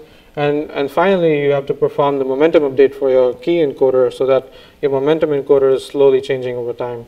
So that's the idea in Moco, and your queue, or the memory bank, is a first in first out queue. So every time you upload a new batch of negative embeddings, you also have to like take the least recent batch size number of negatives out of the buffer, and as long as you can do all this without any mistakes, this will work. And these are the different ways in which you can do instance contrastive learning. One is you just do it end-to-end. Don't care about this momentum. Just use your current mini batch as your negatives. Use the same encoder for the queries and the keys, and backprop the gradients to everything. So that is the end-to-end version. The other version is, hey, I don't, you just say, I can't refer to really large batch size. I want to use a memory bank of negatives, and that would stay. That would keep changing dynamically. But then I can't. I'm going to use a lot more negatives that way. So that's interesting. And then you cannot backprop through the memory bank. But what you could do is you just upload your most recent negatives. Every time you pass forward a new mini batch, you just collect those embeddings and you just enqueue that to your memory bank. So that has a problem because, like I said, if it's not changing over time dynamically, then it's possible that your current encoder's embeddings can be correlating very easily with the most recent negatives, and you can just ignore all the other negatives in your memory bank. And so that way you're not actually taking true advantage of the number of negatives. And the final version is the Moco version, where you basically use a momentum encoder, and then you use that for enqueuing and dequeuing, and you don't actually backprop to it, and you only backprop to your queries, and you have a lot of you get the best of using just a regular end-to-end version, but you also make sure that you can afford a large batch size effectively. So here's the Moco plot where the number of negatives basically is increased over time, is increased at different increase for different runs of the same algorithm. Like we have 3 different versions: the Moco, memory bank, and end-to-end. And increasing the number of negatives in end-to-end, the authors only did it up to 1024, because increasing it beyond that needs a lot more GPUs, a lot more TPU cores, because it's basically a global batch size. So having a global batch size of 1024 is the maximum you can afford right now in a 8 GPU Volta DGX. So the authors didn't expand further on that. But as we'll see very immediately after this, the SimCLR technique is basically the same thing as end-to-end technique in Moco, but the only difference is they scaled it up to use bigger batch sizes and use a lot more TPU cores. So Moco scales gracefully with the number of negatives, which is basically the size of your memory bank. And you can see that the benefits are there. And as you keep increasing the number of negatives, the linear classification accuracy on the y-axis keeps going up. So that means you're learning better representations. So when Moco was published, it was a state of the art for linear classification. Like CPC version 2 was not updated yet. So and so the updated results were already presented to you in the previous slide. So Moco had a really good linear classifier accuracy, where when they made the ResNet 4x wider, they got 68% top one, and it's a nice plot of how the number of parameters plays a significant role in giving you like better top one accuracy on the linear classifier. So finally, we'll look at this paper called SimCLR or SimClear, Simple Framework for Contrastive Learning, by Ting Chen, Simon Conblet, Mohammad Narouzi, and Jeff Hinton. The best way to understand SimClear, now that you already know CPC and Moco, is it adopts instance discrimination, and it goes for the end-to-end mechanism proposed in Moco. So if you look at the end-to-end plot in figure A here, you're backpropagating through both the query and the keys, and you're sharing the same encoder for the queries and the keys, and your negatives are just coming from your batch. So, and that's really this exact same thing adopted in SimClear, which is you just take X, your input, your image, mini batch, you perform two different augmentations to it, get Xi tilde and Xj tilde, you pass them through the same ResNet encoder, and you get Hi and Hj, and there is another encoder or another MLP head which takes these mean pool ResNet embeddings and puts it into a lower dimension for the contrastive loss, and then you just operate the same influence CE loss with unit norm vectors similar to Moco. So the new innovation in SimCLR is this G function. There is a transformation G that takes the ResNet embedding and puts it into a latence where the contrastive loss is performed. So earlier versions like CPC and Moco do not make use of any depth when you take the embeddings of your context of the targets. It basically just uses a one-by-one convolution to reduce the channel dimension and perform the contrastive loss in a lower dimension. In SimCLR, you're using a few layers of MLP to transform a 2048 dimensional vector that you get from ResNet to something much smaller, like 128 dimensions, to do the contrastive optimization. So that's basically the difference, and that really helped a lot. So here is SimClear's main algorithm.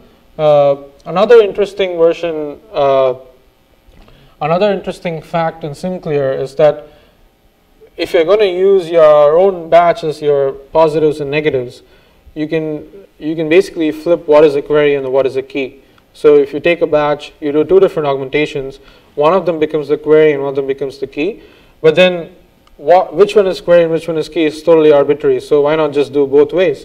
So they actually do both ways, and so that is the term in the loss, which is L of 2k minus 1 comma 2k plus L of 2k comma 2k minus 1. So they just flip that order, and then you can just use large batch gradient descent. They use a Lars optimizer and use batch sizes of 2048 or 4096 on a cloud TPU, and they're able to perform this optimization really fast.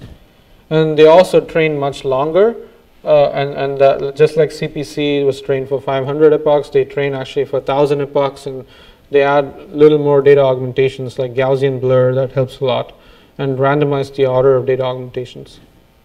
So SimClear, when it was published, just two weeks ago actually, 2.5 weeks ago, it got state-of-the-art performance on ImageNet linear classifier.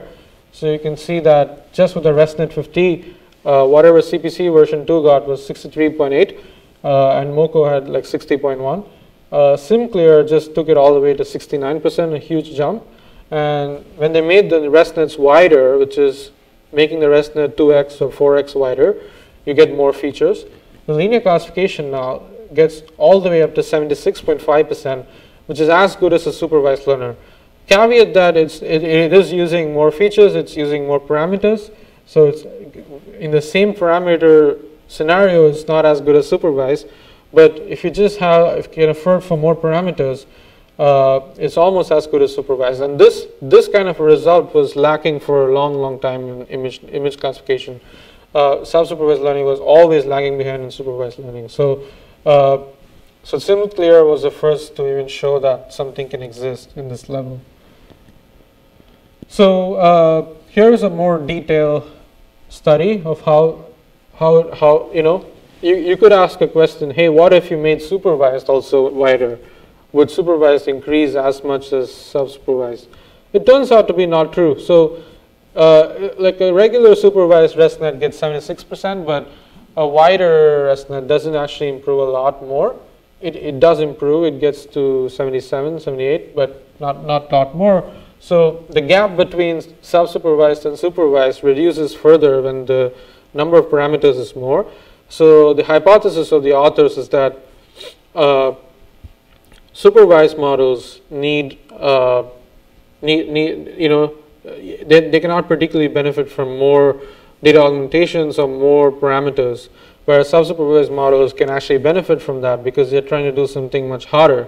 So when you actually can afford bigger models, you would rather want to go for something like self-supervised learning instead of supervised learning if you can continue making more improvements.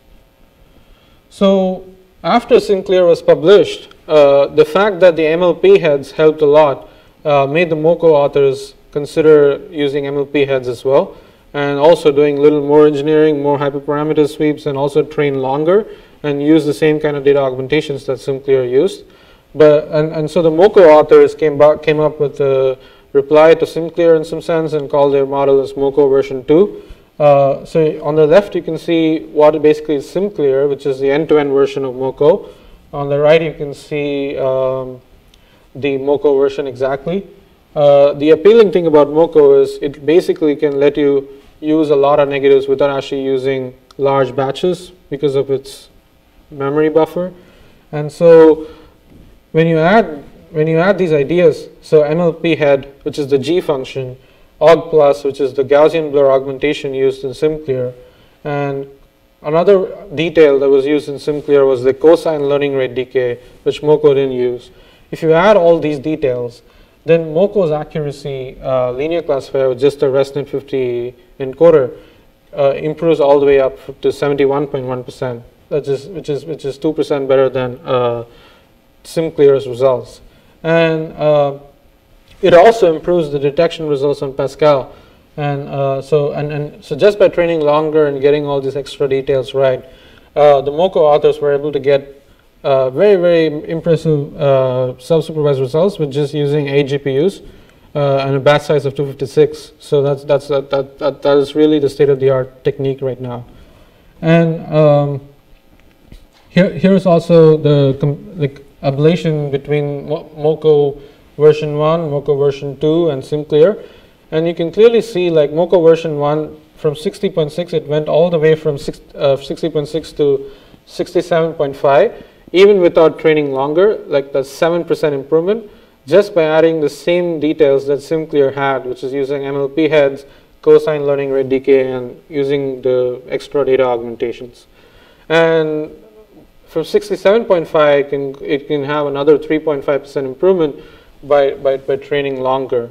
So at this stage, self-supervised learning is really at a stage where the amount of engineering detail you pay attention to and the amount of trickery you add in terms of model optimizations and like using clever techniques like memory banks and doing very well on large batch training, what data augmentations you use, what is the learning rate decays or optimizers. Those are really the most important parts in getting state-of-the-art numbers, and it's only a matter of time before like it's going to match the results of supervised learning on all these benchmarks. Like 71.5 is still not as good as 76%, so there's still some gap to close in, but the rate of progress is because it's just been 2 or 3 months since all these papers came out, and it's been rapidly exploding. So that's pretty much it for self-supervised learning. Like we haven't really covered language, like self-supervised learning for language, which is actually arguably the domain where unsupervised or self-supervised pre-training has really taken off, even before all these vision successes. And something like BERT, which is really famous and has 4,000 citations in a year, like it basically is already productionized, and Google search already uses it. So those are way bigger successes than CPC or instance contrastive learning or MoCo. But we didn't really cover that because it's better to cover BERT, GPT together, and that'll be done in a guest lecture.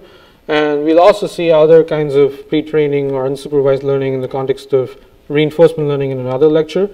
And we'll cover data efficiency, like how to use unlabeled data to improve the performance of labeled data in a separate lecture on semi-supervised learning.